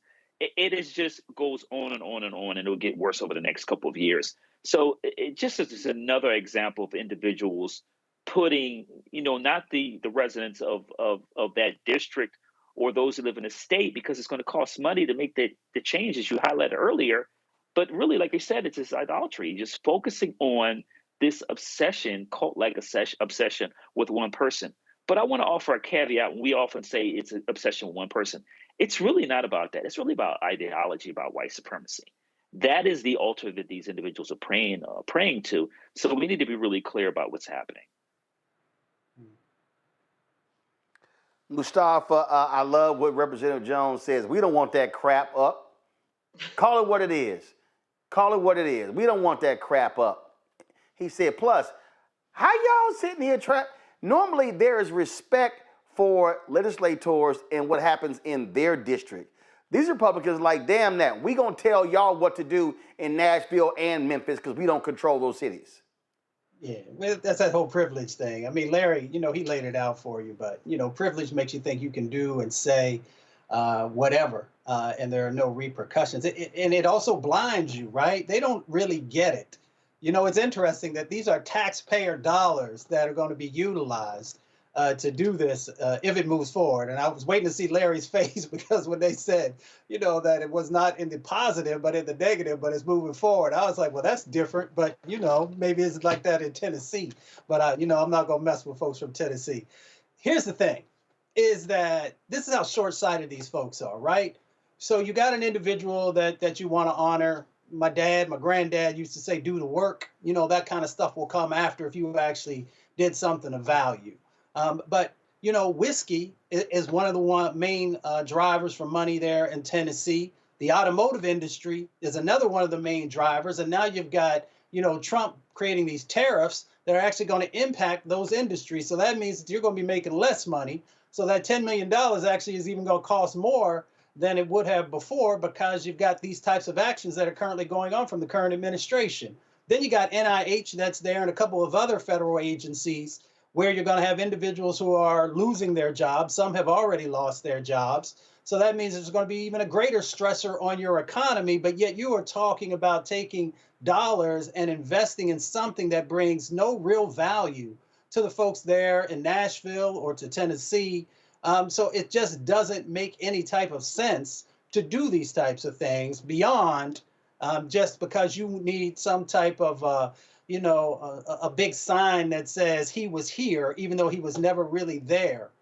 So, if he actually did something of value, history will make sure that it highlights that. But of course, we know how history is going to see him and his administration based on not just these first 2 months, but everything that they did when the Biden administration was in and even when they were in power before. So, once again, it's supremacy, privilege, all these types of things allow you to think that bad ideas are actually great ideas. Hold tight 1 second. We come back. The Lieutenant Governor of Michigan, Garlin Gilchrist, says he wants to be the state's next governor. We'll discuss that next. And also, some sad news. Former NBA player and businessman Junior Bridgman, who just was put on the cover of Forbes magazine as America's newest billionaire, has died at the age of 71. We'll pay tribute to him in the show as well. You're watching Roland Martin Unfiltered right here on the Black Star Network.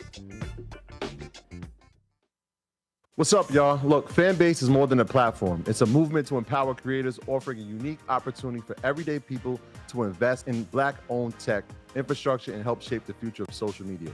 Investing in technology is essential for creating long-term wealth and influence in the digital age. The Black community must not only consume tech, we must own it. Discover how equity crowdfunding can serve as a powerful tool for funding Black businesses, allowing entrepreneurs to raise capital directly through their community through the Jobs Act.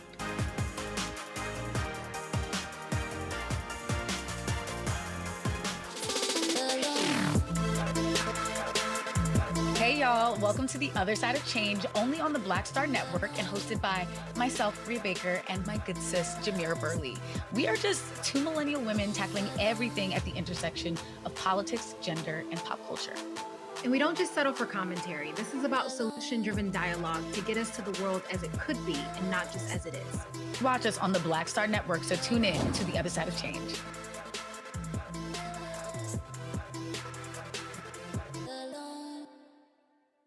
I'm Russell L. Honoré, Lieutenant General, United States Army, retired, and you're watching Roland Martin Unfiltered.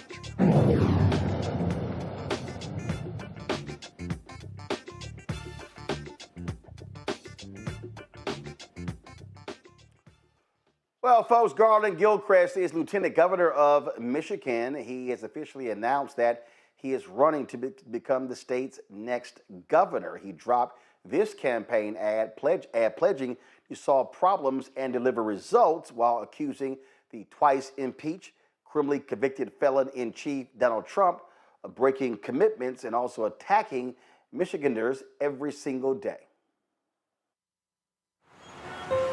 I was born in Detroit, raised on a love of Pistons basketball, Pontiacs, and honestly, computers. After earning 2 engineering degrees at Michigan, I became a software engineer at Microsoft. Then I came home to Detroit and used technology to make government work better. Because I know that improving the way systems work improves people's lives. That's why I became an engineer. It's why I went into public service. And that's why I'm running for governor of the state of Michigan. As your lieutenant governor, I've worked with Governor Whitmer to solve problems for Michiganders. I saw too many families who couldn't afford housing. So I pushed funding into a housing trust fund, resulting in 50,000 new homes in the last 2 years. I saw a criminal justice system holding people back. So I started the Clean Slate program to help those who've paid their debts get back on their feet. I saw tech startups leaving, so I launched the Michigan Innovation Fund and turned our state into the #1 startup ecosystem in the nation. We've made a lot of progress in these past 6 years, but there is so much more to do. As a dad with 3 kids in public schools, I'm committed to building an economy where every family has what they need to succeed, so our children can follow their dreams right here in Michigan.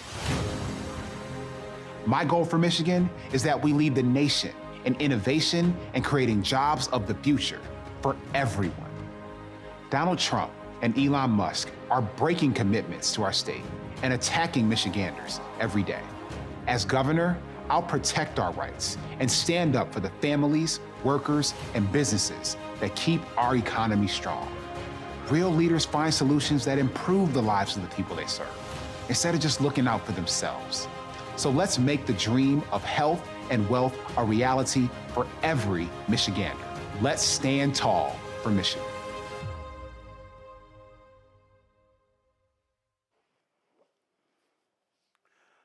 Randy, it's going to be a very tough Democratic primary. The Jocelyn Benson, who is the Secretary of State, has already announced she is going to be running as well. Initially, there was talk about Pete Buttigieg running. He, of course, has now moved to Michigan, but many believe he is now going to run for the U.S. Senate seat being vacated in 2026 by Senator Gary Peters. If Gilchrist wins, he, of course, would be the nation's second black governor as we speak, behind Governor Wes Moore of Maryland.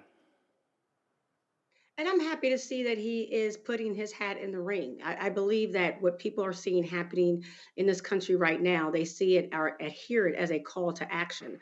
And we need real leadership. And so while right now the Republican is the one who's the favored choice, I believe that as days pass and people see what this Republican government led is doing, that his chances will be bolstered.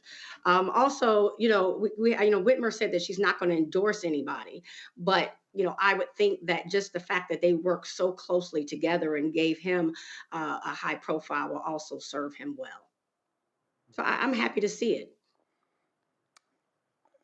And you also have Mustafa Ras Baraka, the mayor of Newark, who's running for governor in New Jersey as well. And one of the things that, and then, you have now on the Republican side, you've got that nutcase MAGA woman, Winsome Sears, Lieutenant Governor of Virginia, who's running for governor of Virginia. But it's not like she has an agenda that, frankly, interests black folks. But you're going to have African Americans running for the highest office in the land in several states in November. Yeah, and helping people to actually understand the power of governors, right? To actually be able to transform what's happening inside of your state is so critically important. We often focus on presidential races, sometimes Senate races, which of course are important, and House races, but it really comes down to your governors, and you need someone who has all the tools that's necessary, not only to navigate the craziness that'll be going on over the next 3 years, but to really be thinking about how do you best position your state with the new sets of economies that are out there? How do you also address the gaps that exist? Who's been vulnerable and who's been left behind? And that's why when I see someone like Gilchrist, who I've followed a little bit to see, if he was the real deal, the brother knows his stuff. So that's important because we often see some individuals who become governors. So you're like, how in the world did this person ever get the job? But this brother, beyond being an engineer, he's really thinking forward about what's the next set of jobs. And we know jobs is one of those critical elements in this last election that people said they care about. He also understands how to balance a budget. And to make sure that resources are getting to the spaces and places that are critical. He also understands higher education. And we know in Michigan, there are a number of outstanding universities and colleges that are there that are going to need someone who can think critically, especially with the administration that we currently have in Washington that is going to look for opportunities to pull dollars away from research and development, to pull dollars away from colleges and universities that don't align with what their vision is for the country. So this is someone that folks should give a real strong look to because we've got to make sure that the folks who are going to be our governors over the next decade not only have our best interests at heart, and I hear Randy talk about that, and it's incredibly important, but also who is thinking about how do we build the infrastructure that's necessary to be successful in the 21st century. Larry, you're also going to have Mike Dugan, who is the mayor of Detroit, running for governor as an independent. And so that could very well split a lot of votes. That could pave the way for a Republican to win in Michigan. So it's a whole lot that's going to be riding at stake for Michigan come November. Roland, it just every time you think, we obviously we talk about Michigan right now. You talk about Dugan running as an independent. You think you might have a shot in a state, that, obviously, cares very deeply about economic issues. He certainly went to university twice, alum of University of Michigan from Detroit, and is well respected not only in the state of Michigan, but, throughout the country. You wouldn't want to see someone run, as you said, as an independent, and then the Republican take that Senate seat. But with the Democrats the last couple of months, that's what exactly would happen. But let's hope it doesn't. But I think Gilchrist is a really strong candidate. It's going to be interesting because particularly in the Midwest, Michigan, other states there, the politics has shifted a bit here in the last couple of months. And so let's hope that people see the person who focuses on the economy, and like Mustafa talked about higher education, et cetera, and he's not forced to pay a black tax. That it's become clear that black folks have to pay now, whether they're politicians or in corporate America or education, et cetera. So, but he's an excellent candidate. I think he would make an excellent, if he wins, it would be great for the state. But, like I said, it'll be very interesting to see how the politics play out. I think what's going to happen with the economy over, between now and that election is going to really impact how people view this candidacy. Also want to give a shout out to the people who cut that ad to include the current governor to make sure they were side by side. That's really important to see because people love Big Gretchen in Michigan. So it was really good to see that they cut that ad that way. Indeed. All right, folks, time for Black and Missing.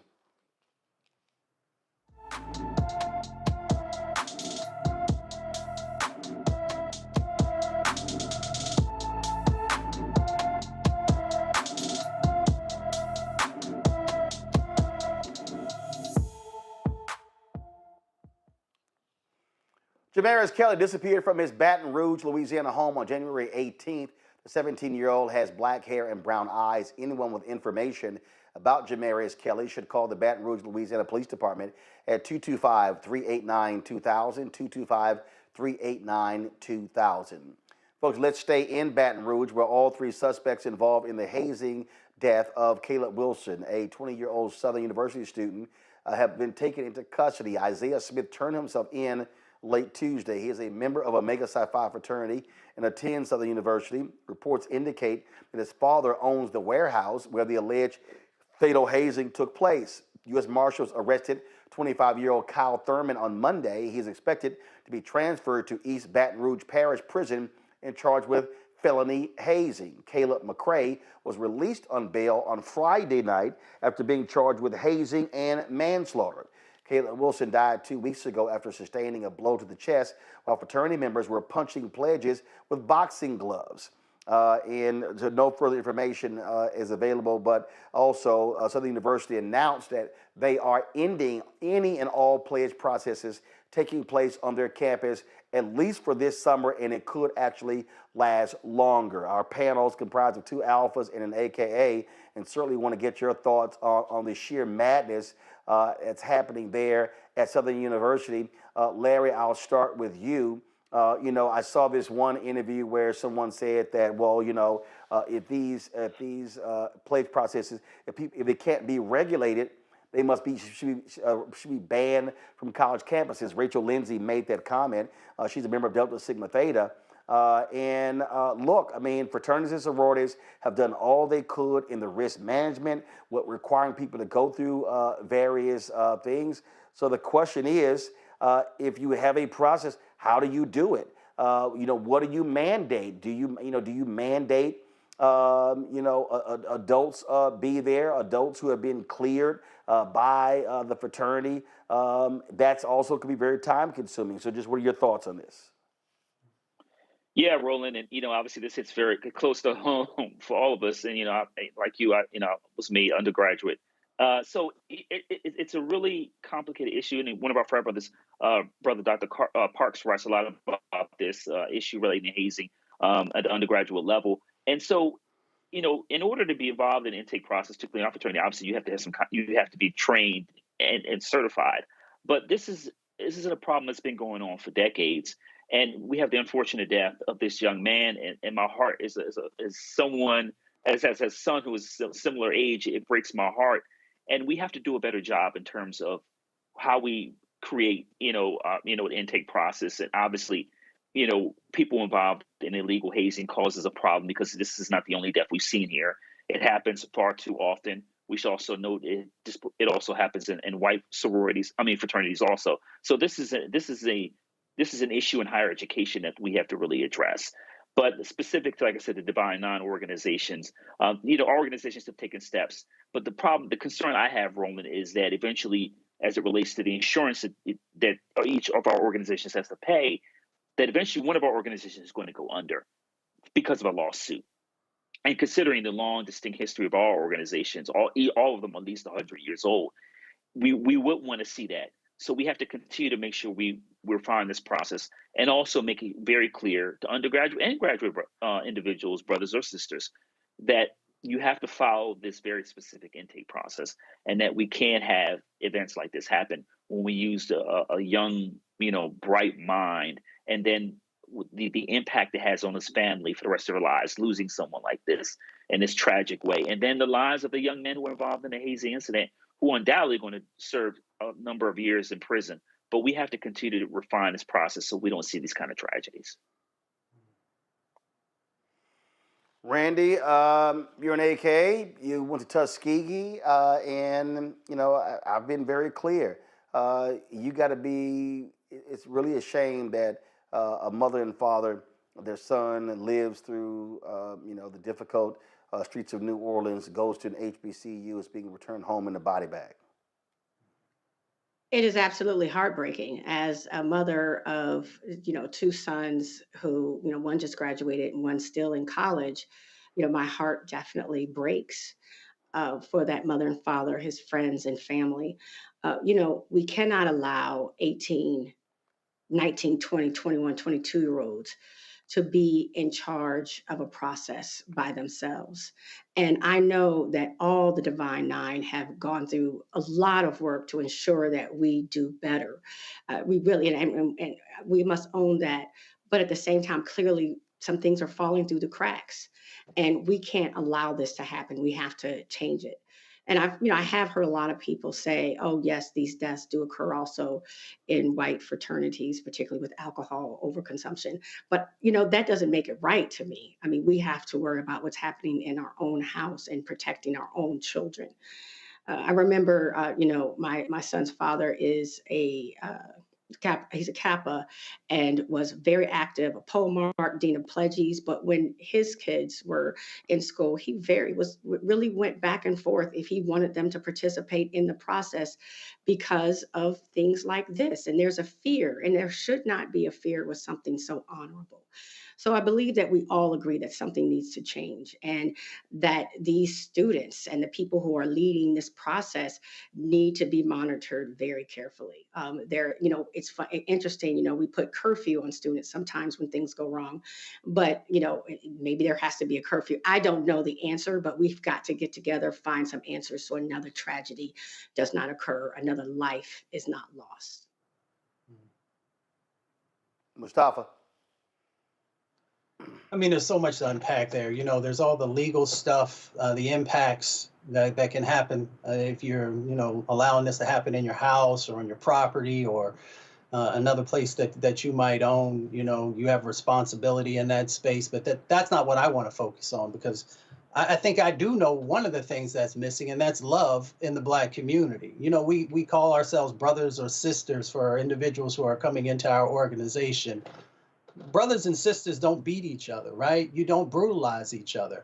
We have still got to break those chains of slavery that has found its way inside of processes, right? Because, the brutalization of Black folks has been going on for a long time inside of our country. And then when we begin to embrace that, or when some folks embrace that as a way of having a rite of passage, that says something about the lack of evolution inside of our community and the lack of love that exists. Because if you love me, you're not going to put your hands on me. There are ways for you to learn information without that type of behavior being a part of any process, right? Whether it is in the Divine Nine, or it's in these military schools, or a number of other places that have these processes of breaking folks down and building them up. Breaking folks down it should never even be a part of the process. It is about enhancing the things that will be necessary for you to navigate life inside of this country and for you to be able to give back to your community in a positive way. So for me, it is about finding ways when kids are young of helping them to honor themselves and their bodies, and to make sure that we also understand that we've got to find ways of infusing more love into our community and refusing to allow anyone to extract that from us. So there are a number of other things, of course, that the organizations can do. But we got to get back to the basics, right? These fundamental things that help us to understand our self-wealth, and to never allow anyone to take that from you. Folks, a member of the National Labor Relations Board who Donald Trump fired has returned to the office to cheers. This took place on Monday after a judge ordered the reinstatement of Gwen Wilcox. Employees were lined up on the sidewalk as she showed up for her first day at work since January 27th, when she was illegally removed from office and eliminated the board's quorum. This is what she had to say.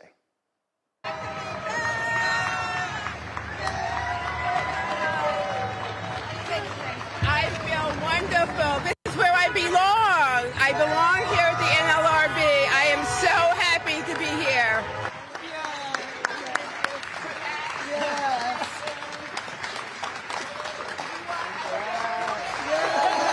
When I learned that I was not going to have this job, I knew that the first thing that happened was like, what's going to happen to my staff? How are they going to function?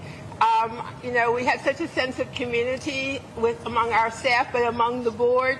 And so it's so important that we are, able to be back together, because That's, we're so dedicated to the work that we do that impacts everybody in this country. Everyone knows someone who's working or they're actually workers. It really was never about me. It was about you all and also about the agency as a whole. Because if we can't function and we went down to 2 board members, there are people who are waiting every day for our decision. So for every day that a decision's not issued, we are really, not doing our job.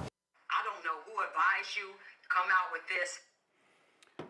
Folks, and this news also in the Trump folks have started handing out pink slips to half of the 4,100 employees at the Department of Education. This is how they are going to destabilize education in this country. By 6 p.m., they will be getting rid of half of all the employees. This is the kind of stuff that you're seeing happen. This is going to have a serious impact on special needs students, on low-income students, and again, they want to shut it down. And remember, the president, Elon Musk, one person doesn't have the power to shut down a federal agency. That takes an act of Congress. But their way of shutting down the Department of Education is by getting rid of half of the employees. And guess what, Mustafa? It's going to be a lot of these folks in these MAGA states, these red states, that are dependent upon federal funds. And watch they start whining and complaining about, how they are being decimated because of what is going on. So the orange tears will be commencing. Yeah, they definitely will. But these folks need to get together. I mean, you look at places like we talked about Tennessee and Kentucky and West Virginia, Louisiana and Mississippi and Alabama. I mean, you can go around the country where they need to make sure that the Department of Education is in place, to make sure that their students have the resources that they need. Now, even though, of course, we know the states play a big role in what the curricula looks like, the Department of Education is critical, and especially for those who have been vulnerable, for those who have been, unheard and unseen and left behind, the Department of Education plays a very critical role. So these folks need to realize that they're actually damaging. They're damaging their communities. They're damaging the future of the children who live inside of their respective states, and they're making us less prepared for this global economy, right? So all these other, countries across the planet are, they're not playing, right? They are trying to make sure that they have the best sets of folks who are educated to be able to deal with the 21st century economy. So, you can continue to mess around, but what you're really doing is you're weakening this country. And I wish folks would ask the people who are in control in Washington, D.C., what is your plan? What is your plan for making sure that we have the best education system? What is your plan to make sure that no one gets left behind? And anytime someone poses even a basic question to them, they look like a deer in the headlights because they have no idea what to do.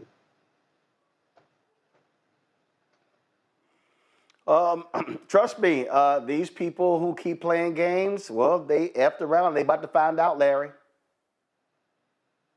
They sure are. And, it's interesting. I want to kind of flip this a little bit because we heard we talked about a lot of federal workers being laid off, and, we talked about concerns about relating to dismantling Social Security and Medicare. And as Mustafa highlighted, a very important point, it's going to impact those states that depend the most on the federal government. But my hypothesis on this, Roland, is that these folks, obviously, they voted for it. But also, what I think is that the Republicans and these people that voted, they want the pain, right? Because we already know that, white folks don't vote in their best interest for generations. And so it's like they want this pain to be inflicted, not only obviously on everyone, but particularly in their own communities, their underserved communities, which can, in many respects will create more white resentment. So we just have a cycle of it's like an abusive relationship. These people essentially are asking them to be mistreated, and then they're angry at the wrong people. We talked about this anti-DEI, which is more pro-Jim Crow policies. Their anger should be focused on oligarchs, but it's really focused on regular, everyday Black folks and brown folks who are just trying to live their lives, take care of their families. So I think it reminds me of an abusive relationship that the abuser is never held responsible, and that somehow this anger is displaced and then focused on communities that are most at risk. Randy? I couldn't agree more. I believe that they're running on hate. That is the center of this whole administration. So I don't even think they're paying attention to who they hurt. And the people that are suffering don't know where to point the arrow. They're so enamored with Trump and his administration and so lost and not even looking at things objectively that they just, as they suffer, they blame the wrong people. What's going to be interesting to me is that when people think about the Department of Education and we talk about the children in need, there are also a large portion of people who have manipulated the system. I found it very interesting when I was working in the system and working in these, very high tax bracket zones, that people will use it to get their kids qualified as having special needs. So they have extra time on task. They're qualified as, having a slight disability, so they can make them more competitive when they're in schools and as they apply to colleges. So they have longer times on the SATs and ACTs and in regular schools. And so I don't even think those people are realizing that this is going to impact them too. And lastly, I'll just say that for a dictatorship to work, you need to keep your people unintelligent and uninformed. And, just as they're attacking the press, they also want to attack our education system and make us weak, because we only are as strong as we are able to think and that we're getting information. Last story, folks. Some sad news out of Louisville. Junior Bridgman has passed away.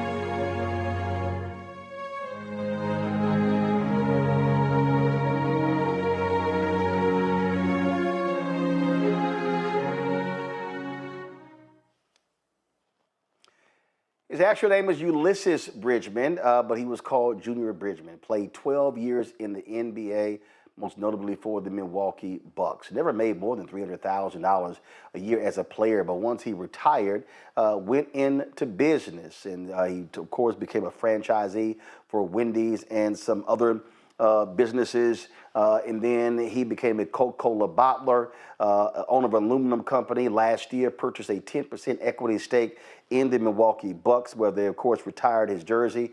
He, of course, also played basketball at the University of Louisville.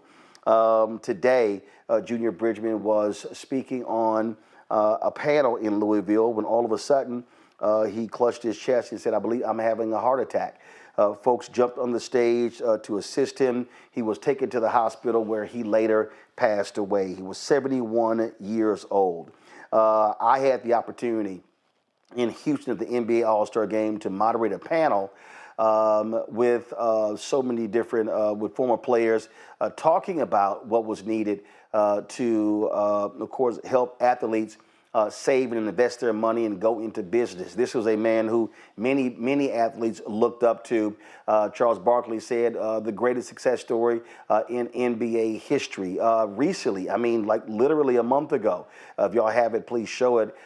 He was on the cover of Forbes magazine, listed as America's newest billionaire. But Junior Bridgman is now dead at the age of 71, survived by his wife Doris, their children Eden, Justin, Ryan as well. Adam Silver, the commissioner of the NBA, released this statement. "I am devastated to learn of the sudden passing of Junior Bridgman. Junior was the ultimate entrepreneur who built on his impactful 12-year NBA playing career by becoming a highly respected and successful business leader. He served as a mentor to generations of NBA players and athletes across sports who were eager to learn from him about what it takes to thrive in the business world. Junior was a dedicated member of the NBA family for 50 years, most recently as a minority owner of the Milwaukee Bucks, an investor in NBA Africa, and as a player who set the standard for representing the league and our game with class and dignity. We express our heartfelt condolences to Junior's wife, Doris, their children, Eaton, Justin, and Ryan, the Bucks organization, and his many friends and admirers in the basketball community. Somebody who was, unbelievable player who, of course, led Louisville, was an All-American at Louisville, led them to the Final Four in 1975, was the 8th pick for the Los Angeles Lakers. In the 1975 draft, was traded to Milwaukee as part of the blockbuster trade that sent Kareem Abdul-Jabbar from Milwaukee to Los Angeles. He averaged 13.6 points, 3.5 rebounds, and 2.4 assists in 25 minutes per game over his career, where he established himself as one of the best 6 men in the NBA. He also served as president of the National Basketball Players Association from 1985 to 1988. And again, what's amazing, Mustafa, I'll start with you. He made a combined $2.95 million in his playing career, never more than $300,000, and later became a billionaire. Certainly tragic news out of Louisville with the passing today of Junior Bridgman. Yeah, well, rest in power to Brother Bridgman. You know, when I think about him, I think about a green print. A lot of people talk about the blueprint, what do you need to follow? I talk about a green print because he was an individual who was a solid basketball player, yes, but he had a plan. And, you can take a look at how he moved and emulate some of that. So whether you are a young athlete, about to, whether you're making money on the college level now that you can, or becoming a pro, you need these types of individuals to be able to help you understand what a North Star actually looks like. And not only, was he a great businessman, but he was also a great philanthropist as well. So, it's great to make a lot of money, but the question then becomes, what do you do with it? And how do you make sure that you're giving back? So, and all that I've learned about him, he was able to do all of the things that are necessary to be able to say that I lived a life well done. Larry, he was like myself, you and Mustafa, a proud member of Alpha Phi Alpha Fraternity Incorporated, at one point owning 450 restaurants, later, of course, bought Ebony Magazine out of bankruptcy, as I said, invested in NBA Africa, and he was worth an estimated $1.4 billion at his death. So, Junior Bridgman, I remember playing, obviously playing for the Bucks. I'm a big, Philadelphia 76ers fan. So remember him and Sidney Moncrief, Paul Pressey, and those guys going against my Sixers often in the playoffs. So, that's what initially remember him as a child. And then growing up, continue to read the stories in various, periodicals, newspapers about him being a successful, businessman. And I think it's particularly important to see a black man of his, his stature is provide athletes with an example, a template in terms of what you can do with your wealth, not only in terms, like you said, in terms of his philanthropic work, but also his, hiring, having these numerous businesses and hiring black people and giving back to the community. But seeing him on the cover of the magazine, you don't see that very often. And particularly, like I said, athletes that, back in the day, they didn't make as much money as you highlighted, investing that money and being, in many respects, self-made. So, it is obviously as an alpha man as he enters Omega chapter, I wish all the best to his family during this very difficult time. It is a loss for the nation, certainly a loss for him, people from Louisville, Milwaukee community, and also a loss for Alpha Phi Alpha. Randy, he was 6'5" ball player, but was a gentle giant. You met him. He wasn't brash. He wasn't loud. Wasn't outgoing. Was rather quiet. Easygoing smile. I last saw him at InvestFest in Atlanta a couple of years ago, where we had an opportunity to sit down and chat, and later text message back and forth. But he was really, really focused on trying to help NBA players and other athletes to really deal with their money. I remember a conversation we had in Houston at the All-Star game there. I was on the campus of the University of Houston, where there was a Rolls-Royce dealership, and an athlete came in and bought a second one. And the owner called Junior, and he's like, "Hey, I'll sell it to him, but why does the dude need a second one?" And Junior literally called the brother up. It's like, "What are you doing? Why are you spending all of this money on cars?" And the guy was like, "Well, because I can." And he said, "Yeah, but what happens when the money runs out?" He really was trying to really help a lot of these young brothers build generational wealth and not just blow through the millions they earn in the NBA. I think that's so important because we always hear these, tragic stories about how people blow through their money.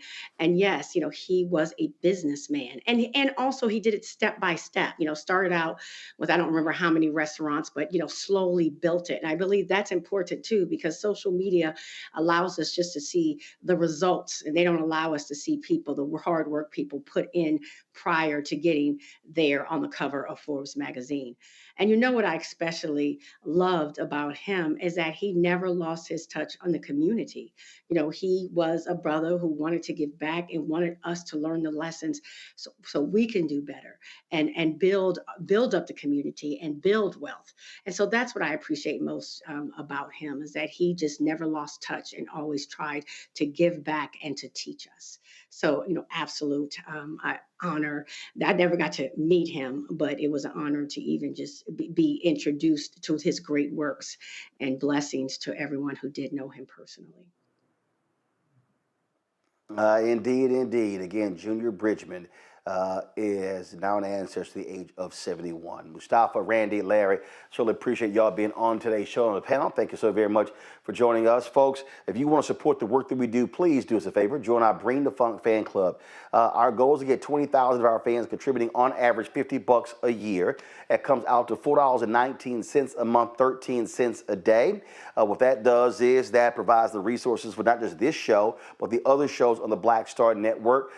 We have launched a new show, of course, with Bria Baker and Jamila Burley. We're looking at launching a business show. We're looking at a health show. And so in addition to the other shows that we have. And so it really is about expanding this to be able to provide you with the kind of information that we need as a community to be able to continue doing great things. And so if you want to contribute and join the more than 35,000 people who have contributed to us since we launched 6 years ago on September 4th, 2018, here's how you do so via Cash App. This is the Stripe QR code. You use the Stripe QR code to contribute.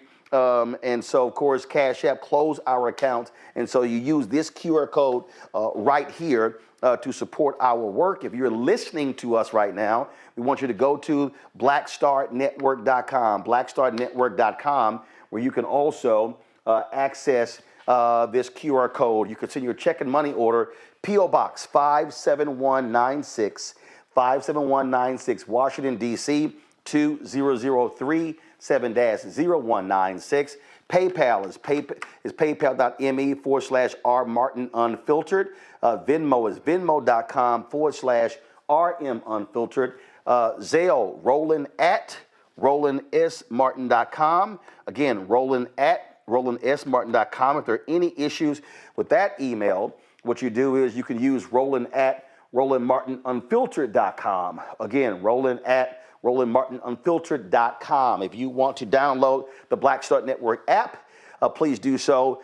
You can download on Apple phone, Android phone, Apple TV, Android TV, Roku, Amazon Fire TV, Xbox One, Samsung Smart TV. You can get our gear, get our Roland Martin Unfiltered gear, also Black Star Network gear by going to rolandmartin.creator-spring.com, rolandmartin.creator-spring.com, or go to blackstarnetwork.com. Get our new shirts, hashtag we tried to tell you, FAFO 2025, and don't blame me, I voted for the black woman. Lots of other shirts and merchandise we have on the site, so go ahead and check it out.